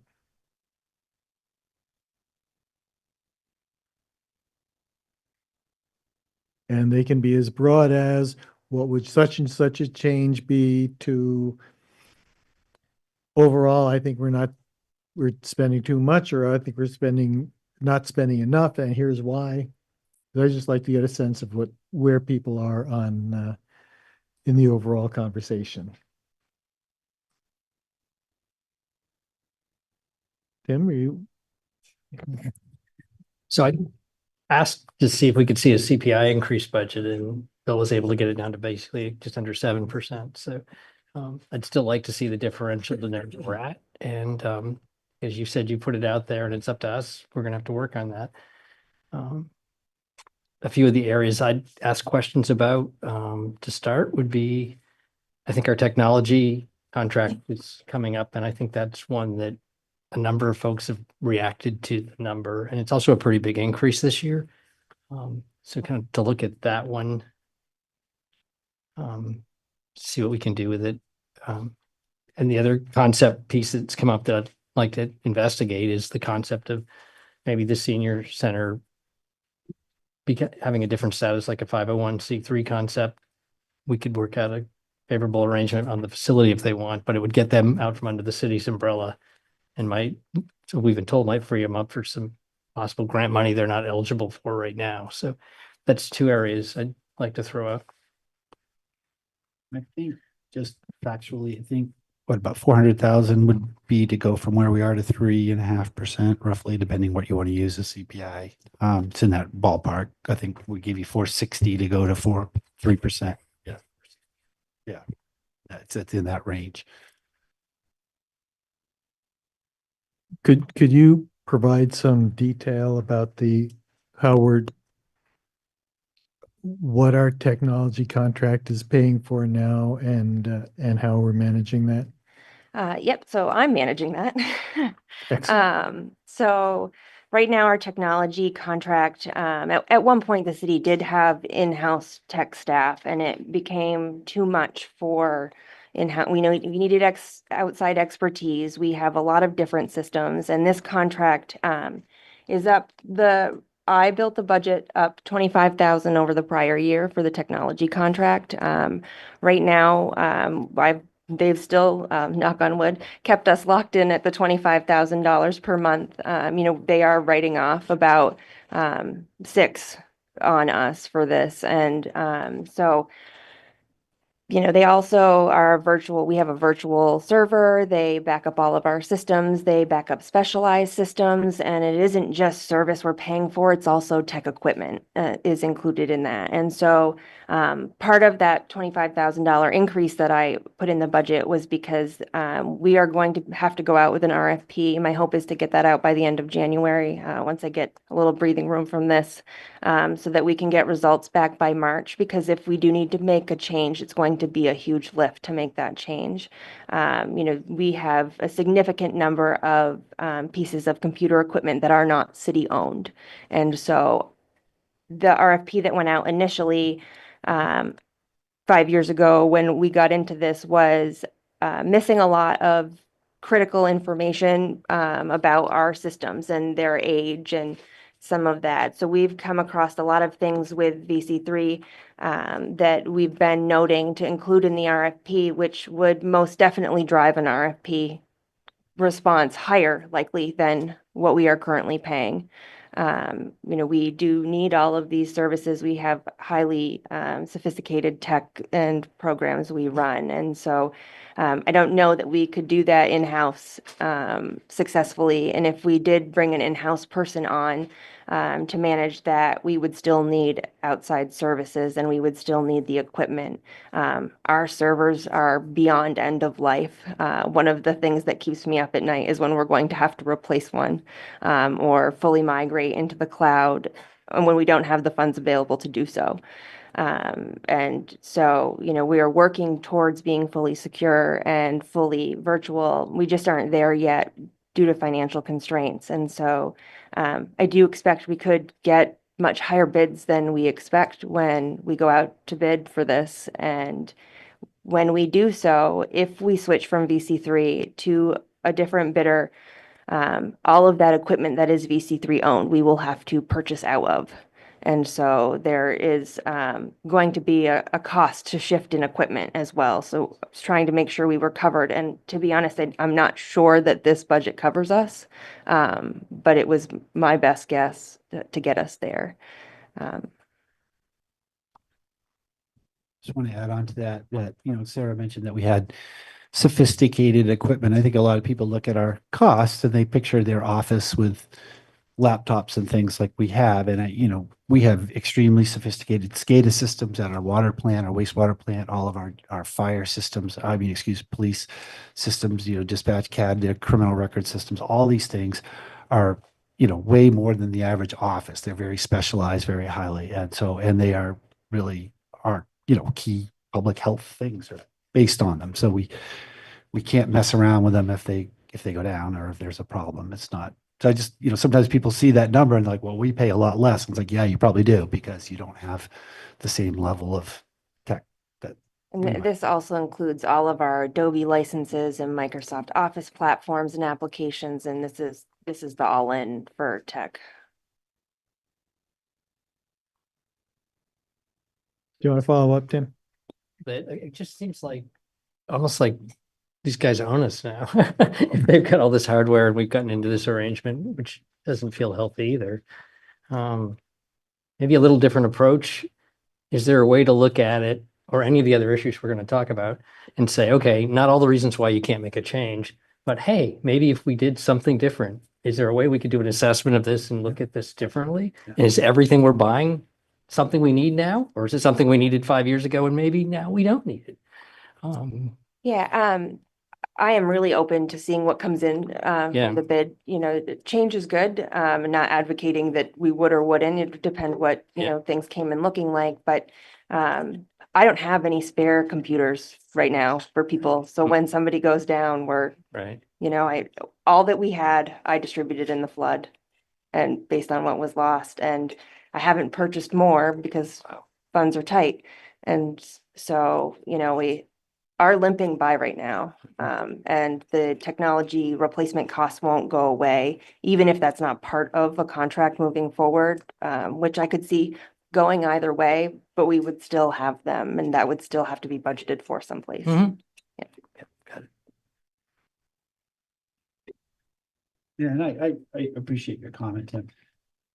I don't want to when we're offering information, it's not, we're not saying we can't do it. We're just trying to make sure people understand what we're up against when we do it, like this challenge that's there. I completely agree. If we can look at things and if we can look at how we run our operations and figure out ways to do them smarter, we ought to be doing that all the time. It's just want to make sure people understand kind of how we got here, what the challenge is. So not saying, right, we got to do something. I will save you money anywhere I can. You can ask anybody behind me. My go-to answer is no.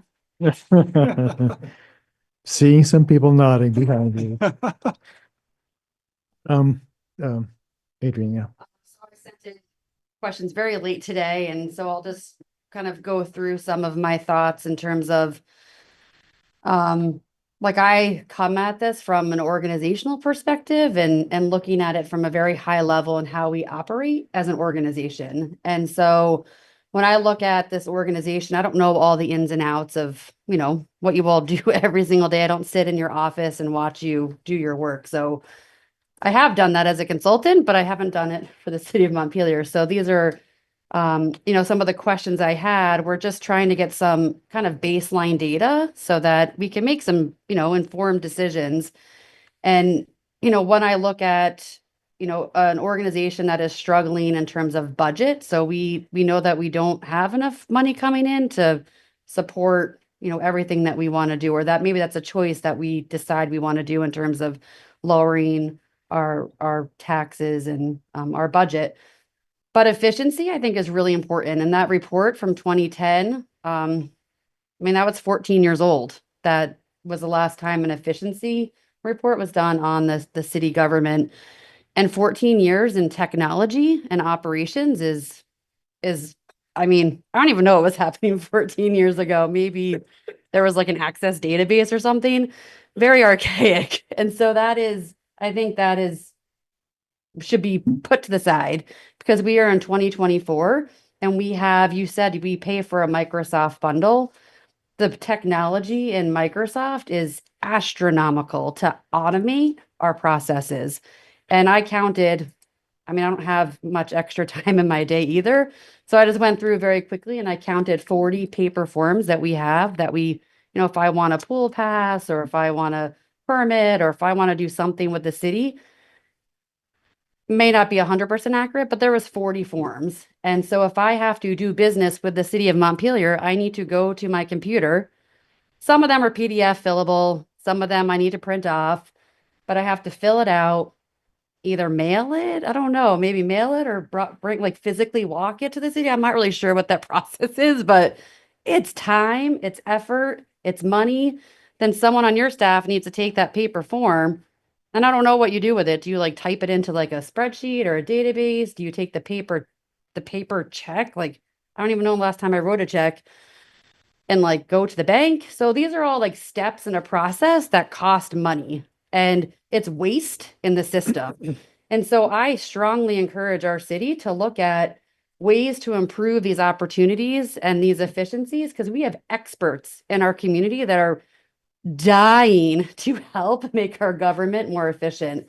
And, maybe there's an opportunity to use some of these expertise to have a very short-term modernization, committee. I don't want to add another committee because our whole list is ridiculous, but maybe a very short sprint to look at, because we can't afford a consultant. We don't want to do a whole nother study, but let's utilize our experts in our community to help us make recommendations so that our staff, they don't have time to do that either, but maybe an outside person to look at our processes and help guide, advise, even with the Microsoft tools bookings, we should not be using, bookings, for example, you can book all your conference rooms in like 2 seconds. It should be no person involved in booking a conference room ever. And so these are just some very examples of, automating our processes, freeing up staff time to do other things that may be more important than processing paper, processing checks, following up with people. That should all be automated. And the people can provide customer service where it is most needed, but not at that administrative operational level. So that is where my lens is coming from. And those were some of the recommendations that I was asking and even thinking of, like, I'm looking at my notes, like a paper reduction act. Like if someone asked me if I wanted that budget book, I would have said no, because it's all online, and to take time to print, double-sided, 3-hole punch, put in a binder. I know that takes effort because I've done that many, many times in my life. And it takes time for staff to do that for all of us. And I would have just opted not to have one to save time and resources and money for all that paper that was printed that I just look online. That's what I do. And that's, I think, what we should all strive for is less paper, less process, automate, and then use your staff to focus on what matters most, because that can absolutely be done. And I strongly encourage our city to move in that direction. Yeah, we appreciated that question and that comment, and we're taking a look at that. We'll get back to you, but the number of things we have done, a lot where all of our assessing records are online now. Used to be you had to come into City Hall to get them, and many other things. We also find ourselves, we're in a weird place.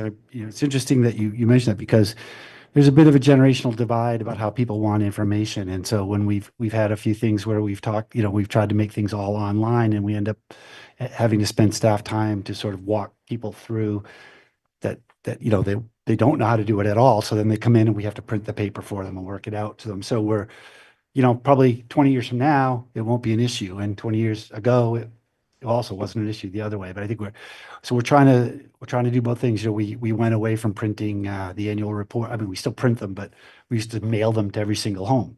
And now we print a couple hundred to have, and everything's digital. So we're certainly aware of that and try to reduce those costs. But and I know in COVID, but that was a good question. We're going through all of that, and when we have more info about what we have and haven't done, we'll be happy to get back to that.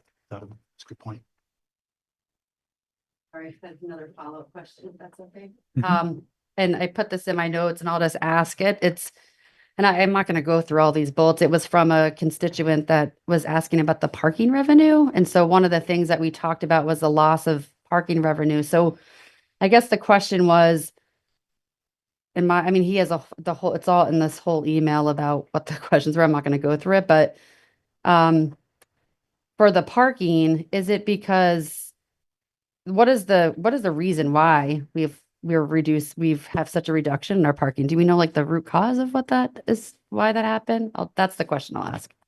Yeah, I mean, if you take a walk through the downtown during the day, the parking spaces are empty. And we were doing well before COVID, and then the pandemic hit and we didn't have people in the downtown. And then it started to pick back up, and then the flood hit and we didn't have people in the downtown, and then we didn't charge for parking.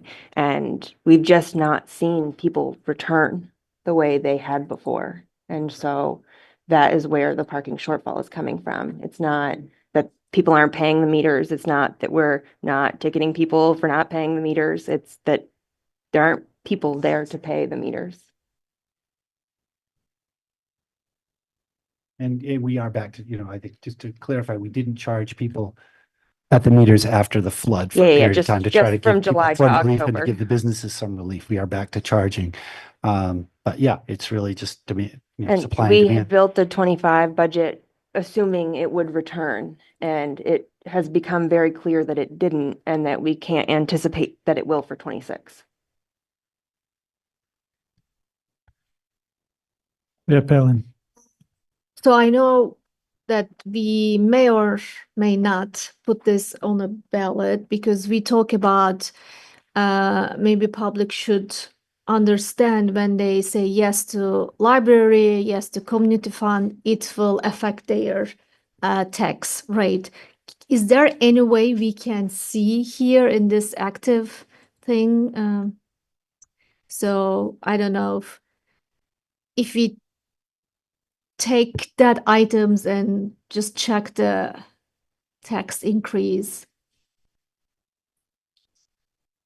I don't know how to do it, but, or maybe if they say yes, right?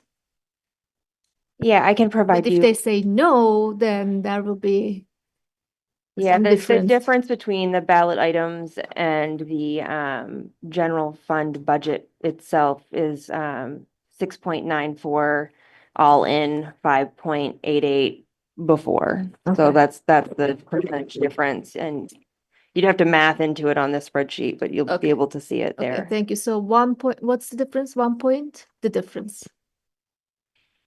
I'm not gonna math in my head, I'm sorry. Yeah, me neither. Although I'm having my MBA and I took finance. I said, oh my God. 1.06%. Thank you.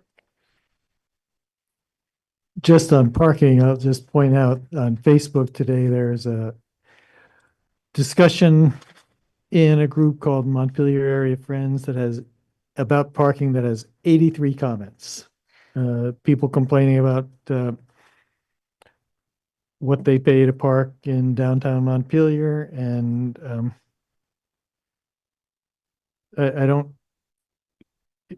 It's true. A lot of the time, we are expecting people to park in Montpelier, and the basic reason for having parking meters and enforcing it with tickets is so that people don't camp out all day in parking spaces, and the parking spaces are available for people who come to do business downtown.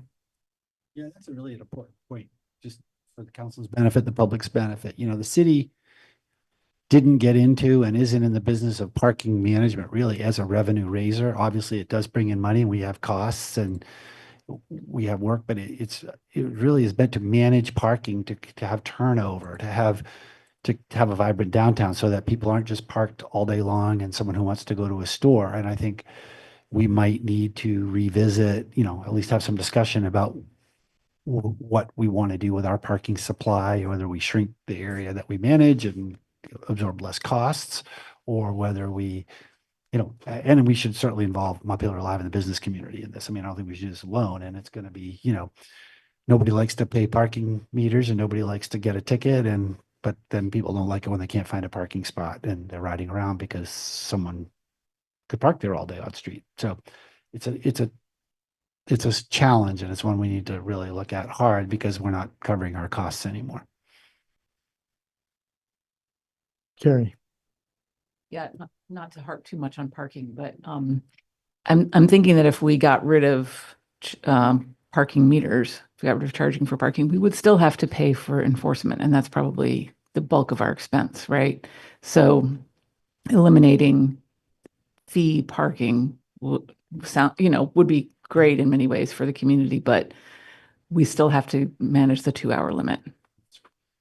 Unless we didn't have that, but then we don't accomplish the goal of keeping turnover happening. And I just want to I think it's important to remember that just a few years ago, Montpelier, everybody knew you could not find parking in Montpelier, right? It was like our biggest problem. And so, maybe that'll come around again or maybe not. But if we're operating at anything that's operating at a deficit, that consistently for years on end we have to ask, do we need to keep doing this? Is it worth spending a lot of money to keep the turnover in the parking lot, in the parking spaces? Yeah, for the 26 budget, we cut about $200,000 from it. And that should get us, to break even with proper management and reassessment. But that would be break even.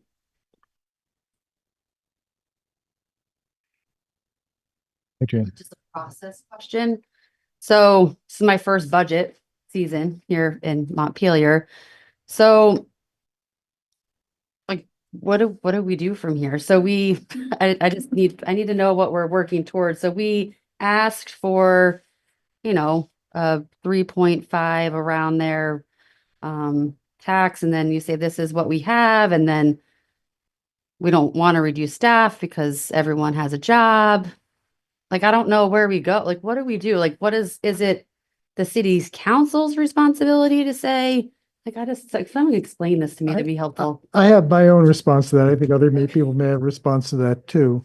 It is the city council's, the city manager is required by the charter to present us with a proposed budget, and he has done that. As of now, it's our budget, and it's our job to work through all the questions involving the budget and make whatever increases or decreases we think we need to do in order to come to a bottom line that we think meets the city's needs and poses a reasonable burden on the taxpayers. And what I think is very good about the interactive spreadsheet that Sarah has given us, and we can all go home and play around with it, is that you can make your own adjustments and see what effect it does. So if you want to have a 4% or a 5% or a 3% budget increase, whatever it is, you can start plugging in cuts. You know, obviously, one of the big places there is money is the Department of Public Works, and we can decide, well, okay, one way to find the money is we're going to cut the increase in the paving budget, and that'll give us a figure of how much the tax rate goes down, and then we decide, well, do we want to deal with the constant emails we get from people saying, you're not taking care of the pavement and you need to spend more money on paving. And it's the same thing as with a lot of those things. So, but that's what we're working towards by January 23rd, we have to finalize the ballot, and that's why we have the meetings in January, with the last meeting right now scheduled for January 22nd.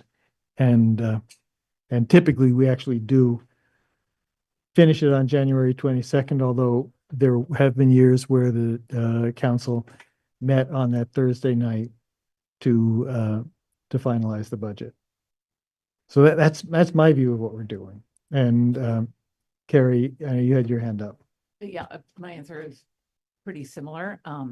In that we have to, if we want to reduce it, it's if any individual council member wants to see a lower tax rate increase, then it's probably most effective to use the spreadsheet and figure out what would need to be cut. We know we would need to cut $460,000 to get us down to CPI. And so it's really a matter of thinking about, well, what suggestions, and then people can make a motion to include that. I will say that it's a little tricky in that we don't have like individual people's salaries. We have a whole department salary. And so if we're thinking, well, what if we, cut this person or that person? So, that's the kind of detail that I think we could ask for, or one could ask for, right? Okay. So I guess I disagree with that. Basically, I mean, the city brought us essentially a budget, initially a budget that a 24% increase budget was, we funded everything that we want to fund. We made a motion, Tim made a motion for a budget of 3.5% increase, and we don't have that. I don't think there was a motion. If there'd been a motion made and passed, that's what you'd have got. Well, I think that was the motion. It's the motion I heard. I don't recall that. We'd have to look. Well, really, I'm the only one. I'm the only one who remembers that. We're happy to go check the record. I think our recollection is everybody went around and said where they thought they wanted to be. And I'm not being accusatory here. What I'm saying is, I find it very difficult. The only cuts that I can make are these broad brush strokes. Yep. Because I don't know what the police chief needs day to day. I mean, I'm not going to talk about all the stuff that he's stuck in his vest there. I have no idea what that stuff is. But he does. And everybody in their department knows that. And you've been through it in one cycle. And we didn't get there. And so I would prefer, rather than, because, when I do it, I end up bugging Sarah with questions like, I'll offer a change, say, well, we can't really do that. That's CIP, or, a lot of stuff I did last year, my first year, it was just wasted time for everybody. I would prefer to see your team take another run at it to get it to where we want. And then we can say, this is too much. We're going to put this back. We're going to put that back. so long as we know in some detail, what the consequences are, which is the other thing that we don't know. Right. We don't know when we eliminate something, what the consequences are in any detail. So We know there's a reduction in service. That's about it. So that's what you just described. Perfect, actually. It's the perfect tension between the elected policymakers trying to set priorities and us trying to give you the information you need to make those decisions, but also run the operation. So where we got to, and I tried to articulate this in the presentation, and I realized it was a lot of information, so I'll try to say it again, is so we'll check. None of us remember a motion being made, because if we'd had a hard line, we would have met it. But where we got to was the direction, the clear direction we did take away was don't cut police, fire, and public works. In fact, we want to make sure they're robustly funded. We want to increase the capital plan, and we want to deliver our other services as best we can and have the tax rate be as low as possible. So we got to where we were doing that. And now anything beyond this is going to require a trade-off of one area versus another.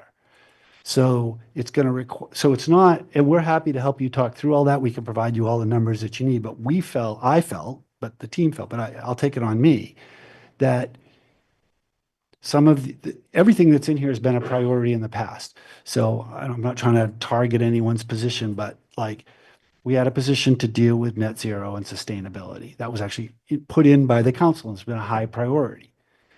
So you take that position away. Are we the ones that says that's no longer a council priority? Or did we just say we took that one because, right? So it's kind of like, okay, here we are. What areas would you like to see us look at? And then we can come back and say, here's how you would get at that. Okay, maybe we do need to look at public safety, or maybe, my personal opinion really doesn't matter here, but I think, right, public safety is core to what we do. The public works is core to what we do. I get that. It makes sense. And we held that harmless. So, the vast proportion of the cuts came from parks, rec, seniors, and admin. That's because that's what was left. We don't have a lot else left. So what we need is your guidance on where to find the what's left. And it doesn't mean individually necessarily. It doesn't mean, it just says, if you have to choose between this and between this, because now we're talking about either, a specific priority that we have, or we're talking about a specific goal that we've set, or we're talking about a level of service that we can't deliver, or operational shortfalls. So it's sort of kind of which one of those bad choices? These are all bad choices. None of us want to make them. You don't want to make them. I don't, but we also don't want to have a 7% budget. I get that. So how do we make those choices? And we need you to give us some guidance as to where, if you want to get to 3.5, then where generally would you look for those? And then we can come back and say, all right, well, generally here's what we would do to get there. So I hope that's helpful. I realize you can't go, going through and saying, taking $2 out of fuel and $3 out of this is tough. And frankly, we've scraped all of that and have for years. Anything that was in there, we had some huge number of operational dollars we took out from the beginning just to try to get it down so that we could at least deliver the services. So that's. Palin. So we had an executive session before the budget proposal. And I know I cannot go to details, but we talk about specific things. Is this proposal reflecting that? Because as a city council, we shared our ideas. They were like tiers. But when I look at this budget proposal, maybe it's me, I don't see that, let me say, recommendation is given by the city council for the budget proposal. So some were, some weren't. Some of those ideas were put in, some weren't. We retooled some things. Some of the ideas that we did weren't on that particular preliminary list. I think basically what I was looking for was, if we're gonna have to cut and lay people off, are you okay with that?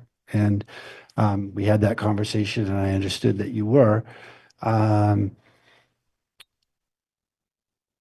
and I think one of the realities that in that conversation, some of you made comments, but this is a high priority thing. This is not, if I don't know that I would want to go here. The idea of doing it was there, but we got some feedback about priorities. So it really came down to what are the priorities? And I've said this to councils for years. If you want to give me a number, you'll get my priorities. And I don't mean to sound so arrogant when I say that. I mean, based on what I know yours to be, but you'll still get my judgment as to what's more important than something else. And that may not reflect yours. And so we're trying to get a sense of what's more important to you so we can help you get there. Adrian, I should say something else as part of the answer to you. And I see you still don't have perfect clarity just by looking at your page. But so to talk about how we work out to the end of the process. First off, I think that you don't really, I don't think that anyone is putting things in the budget saying we need to keep this job or that job because it's really important to us to preserve the job for this person whom we like, or this number of people whom we like. The jobs are being kept or cut because of in my view, it's because of a judgment that they provide needed services to the city. But ultimately, and you see that there are several personnel cuts in the proposed budget. But ultimately, we get down to that last night, and we have to come up with a number. And it often does come down to saying, so-and-so says, I move that we cut this position because it will save us this much on the ballot. And someone seconds it, and there's a vote on that, and that changes the bottom line depending on who it is. And ultimately, we keep doing that until nobody has any changes to make, and we have a budget that people are willing to say, I'm voting for this budget to put out to the voters. And so, and sometimes it's hard to get to that point. Sometimes it's not as hard to get to that point. But so that's what we're working towards, something where we have a project and product, and we get to that product by not just saying, well, $16 million is too high, it needs to be $13 million. We get to that product by saying, here are all the components of that budget that we're putting into it. Because that's what we're voting on. That's what we're telling the voters we want to do. And we're responsible for that. If we go to the voters and say, we're going to cut 3 positions in the police department, or cut a position in police, fire, and public works, we know that that's going to have an effect on the service that people get. And people might say, well, I don't like that decision you made. So I hope that's helpful. No, thank you. That is very, I'd like to work backwards Uh-huh. of where we're going towards, and where we are now, where we're going, and how we're going to get there is very important to understand. I mean, I think this is close to an impossible situation, because I don't, what Bill says, obviously he knows his staff, he knows what they do every day. but it is not a neutral description of, it's very biased. And so, which is totally appropriate because this is your staff. And so how do we make an informed decision? I don't know. I don't know how we would ever make an informed decision based on that information, because everyone in your department is valuable. Everyone provides a high level of service. And so how do we bring ourselves up to that 30,000 foot level and take the people out of the process and say we reduced, an administrative assistant? I truly believe that if we thought about it in a different way, our level of service would not be reduced because that work would go on to someone else. I think it could be absorbed in a more efficient way. It's just, I think it takes thought, it takes kind of like that leadership to guide the staff, because inevitably it sounds like we do want to cut positions, but how do we know what that impact is truly without a biased opinion? And, that's why those consultant, those third people, that's why people hire them to come in, because they don't have that personal connection and they can look at it in a very neutral way and make recommendations. But we're not going to have that between now and January 22nd. So what is the best way to move forward in making an informed decision that doesn't have a dire impact to our city, but we can still move forward in a productive way? So I can answer that. And first of all, I appreciate your comments. My comments at the beginning of the meeting were in response to characterizations of our staff. It wasn't that that we can't make reductions. As we go, we've already reduced some positions. And it's our job to give you the best advice and professional information, including what our assessment of the impact is. We don't always get it perfectly, but that's our job. We're your hired staff. I work for you to give you the information you need.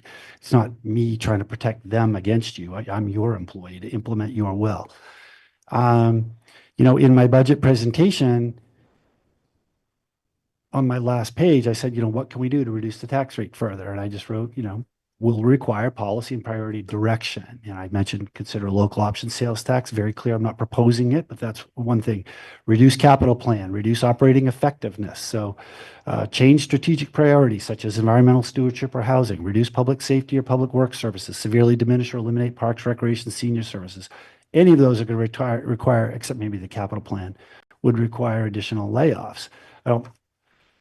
We are in an impossible situation. I don't think we can reduce the tax rate significantly without affecting something we do. And that's not a threat. That's just a fact. And so the question is which area do you want to choose? And, if we're going to cut $400,000, we're going to cut, 2 to 5 people, depending who they are.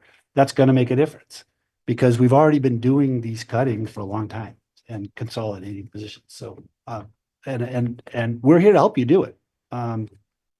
We just want people to be clear. So like I said, is it more important to keep this area of position or this area of position? And if you can't give us that direction, and you just give us a number, we'll come back with our best recommendation. And then it's going to be, that's not, then we'll be in a situation where it might be that's not what we meant. So it's, whichever way we choose to do it is how it goes. Lauren. Thanks. Yeah. I mean, like everyone, I am struggling mightily with this budget.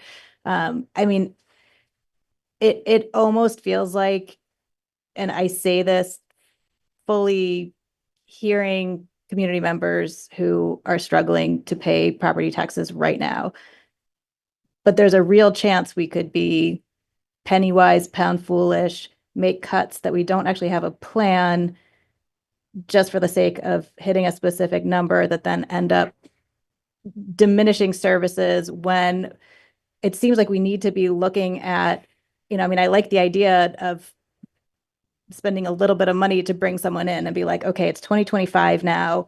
There's new technology, there's approaches, like let's assess how our systems work and our staffing structure, and does it still make sense? And are there like ways that would make more sense for this era? Because I do think a 14-year-old study of that, like the world has changed a lot in terms of what technology and stuff can do. So the positions could maybe get refocused on different work that could lead to better service for to meet our community needs. So that kind of investment, I think, like just knowing that we're in a position where we're not anticipating that this is a one-off bad year, but that there's structural issues we need to get at. I think trying to just keep piecemealing at little cuts is just going to diminish services that people need and rely on without solving that underlying problem. So, part of it too is like, do we have the staffing that can be looking at growing the housing that's going to actually grow the ground list that can help bring property taxes down, that's working with the state to look at what's happening with all the empty office buildings. If we're putting all of our staff down to the bare bones, so they're focused on some basic services, nobody's going to have time to actually be like, having any vision for the future. And then we're going to be in as bad or worse position next year and the year after that, and just watching things crumble. So like, this is what I'm struggling. So, I mean, personally, I would be very open if people have ideas to, if there's specific projects or something. I personally am not interested in looking at any further staff reductions.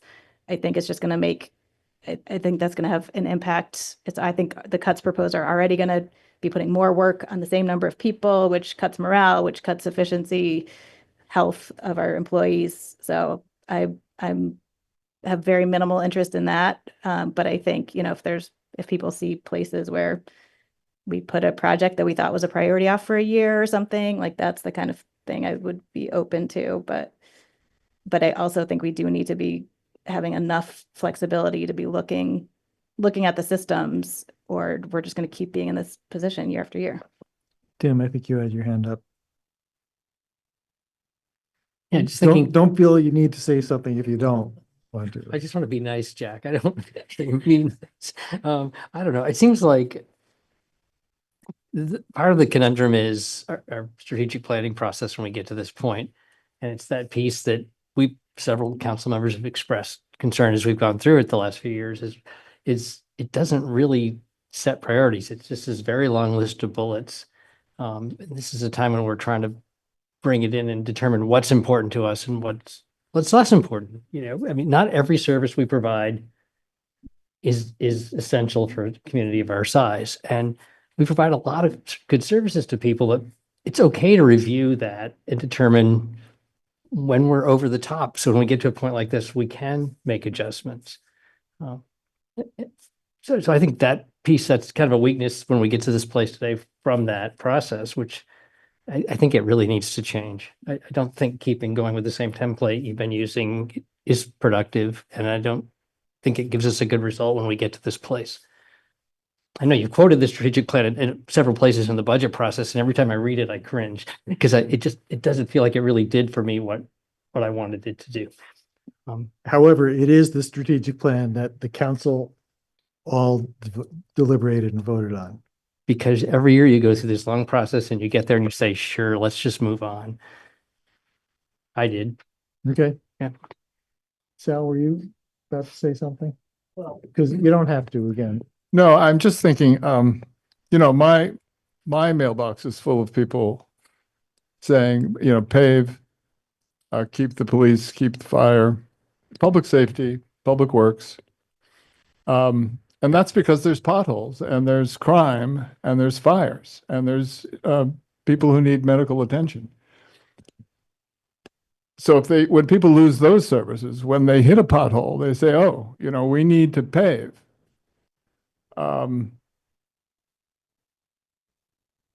When they lose other services, they change their mind. I mean, at the precipice we change, right? I don't know if you're a science fiction fan, The Day the Earth Stood Still. Anyway.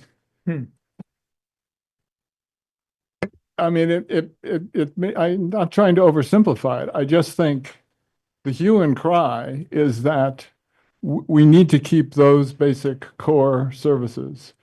And cut elsewhere. And what people aren't saying is, and reduce services elsewhere, but that's what it amounts to.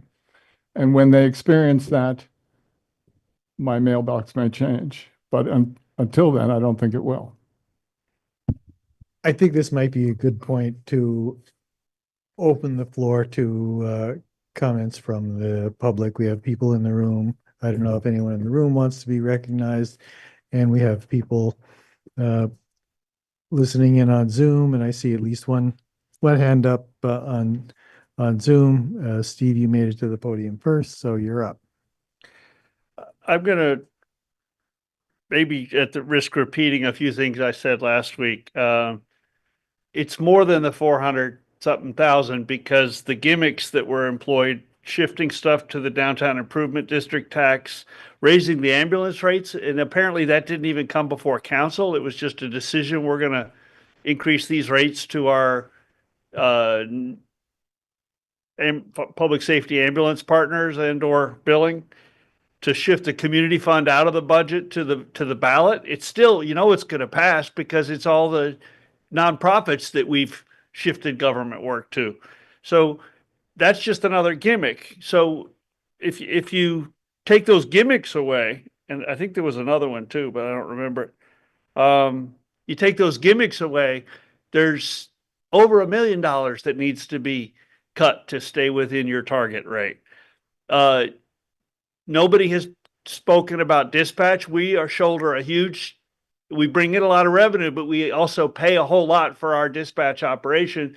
And it was greedy monopoly behavior, mismanagement, that caused us to put the Public Safety Authority out of business. That's a bigger problem. That's a community-wide problem, a county-wide problem that the state is wrestling with in funding sources.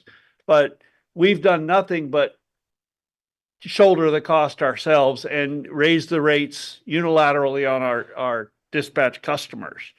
But when we're staffing a homelessness task force, a city staffer at $174,000, that's insane, to put that level, that salaried person, that salary and benefits projected for, our city manager, hopefully close to retirement, is costing us $231. Our facilities manager did not get the district heat into the black, and he's mostly changing light bulbs. If you read his reports, how many $100,000 employees does it take to change LED light bulbs? Can we afford $100,000 for a communications, a PR person? $160,000 for a planning director that can't read the statute or the growth center requirements. You got real fat and dysfunction in the administration here, and I don't know how you're going to grow the will to start to clean it out, but we can't afford it. And I have shared a link, Carrie, with you, which you're free to share, which shows 3 years salary and benefits of every employee in the state, in the city. Thank you. Dave Bellini.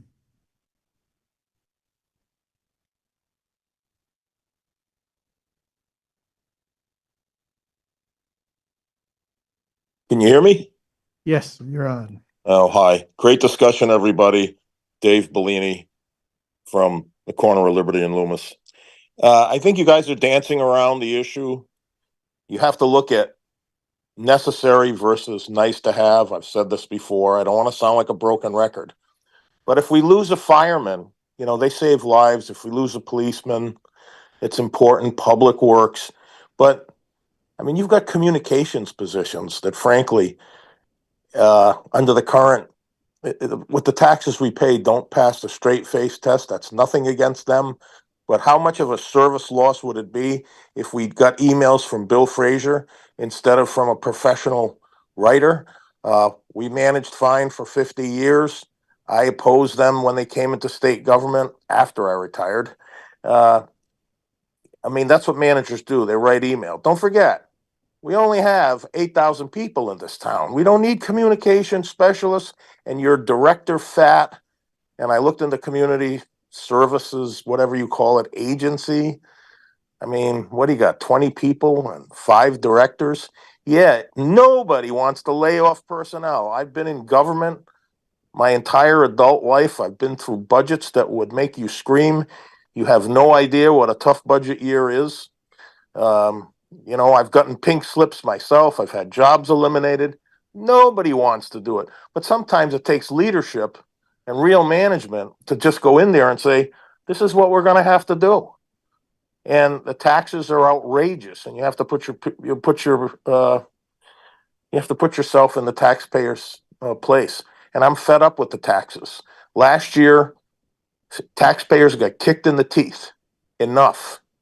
Keep it to the rate of inflation or the CPI. You're in the threes, I probably won't come down and bang on the microphone. But come on, guys, get real. I mean, this is a small corner store that you're managing here. This isn't Walmart or something. And it makes me mad that, you keep saying police and fire. What if we have to cut them? Well, that's where people aren't going to want to do it. I don't know how else to say it. I think you've got positions that they're probably great people. Nobody wants to do it, but you have to get the tax rate down. It's just that simple. When John Holler was mayor, you had 10 less positions. Did city government function? It sure did. There you go. There's a starting place. That's it. Thanks, Dave. Okay. I don't see any other hands raised in the Zoom box. I'll give people some time. Is there anyone else in the room who'd like to be heard? While we're waiting, I'll just see what things look like in Zoom land.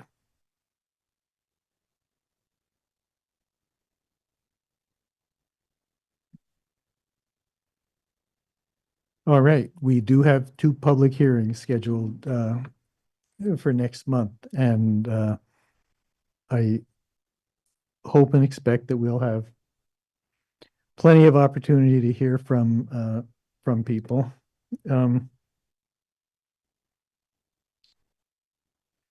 So council members, there we are. We have a proposed budget at the level that it's set for. We have this tool that we can say, well, okay, we're going to analyze the cost impacts, the tax impacts of any change we can possibly imagine. So, Mr. Bellini, if you have jobs that you think should be cut out, you have the ability to go through the budget with that tool and see how they would pay off. Any of us have the ability to do that same thing here, and I'm sure that will. I assume we'll be seeing some of that in the upcoming meetings.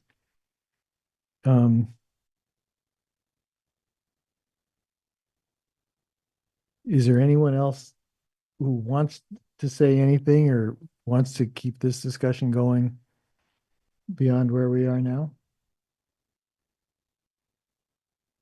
Do you want anything else from the council at this point? Well, so I would say that first thing, we'll get out that info, the staff information. We usually put that in the budget. I don't know, we must have missed it this year. So we'll get that out to you ASAP.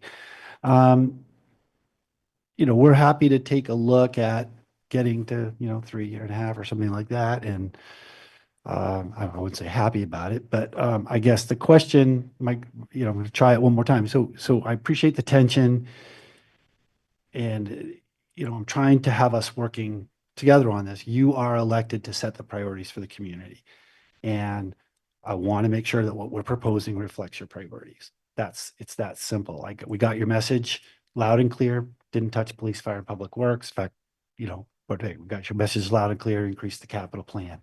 So if we're staying with what's left, there could be some pretty dire consequences to some of the things that we do. And I just want to make sure we're doing that with eyes wide open. And there will be operational effectiveness issues. I'm certainly happy to look at, some sort of consulting. I think it'd be great to look at internal operations. I don't think we're going to do it between now and January 22nd, but certainly is always a good idea to take another look at that. We just really haven't had the money for it. So But, we'll talk, we'll see what we come up with. Maybe I can ship some ideas out to you or whatever, but, and then we'll come back on the 8th and see where we get. Yeah, part of it is we're faced with the conditions on the ground that we're faced with. We have the number of miles we have of road and sidewalk to be paved. And I noticed either on Facebook or in the last couple of days or Front Porch Forum, people were complaining about whether we're getting the sidewalks plowed enough, and people rely on that. And I saw someone suggested, well, we should have an ordinance that says people have to shovel their own sidewalks. And people need to realize that there's a difference between saying the law is going to say people have to do something and having that actually happen. And if you want to take the amount of time we're spending on plowing sidewalks and spend it on giving tickets to people who didn't shovel their sidewalks, well, I guess we could do that. But we've got a certain number of miles of road we have to plow. We have a certain number of acres of grass that need to be mowed, and maybe we can do it every other week instead of once a week. And there are things we can do. I know the proposed budget includes consolidating functions, so having people split time between Public Works and Parks and Rec for the very purpose of being more efficient. But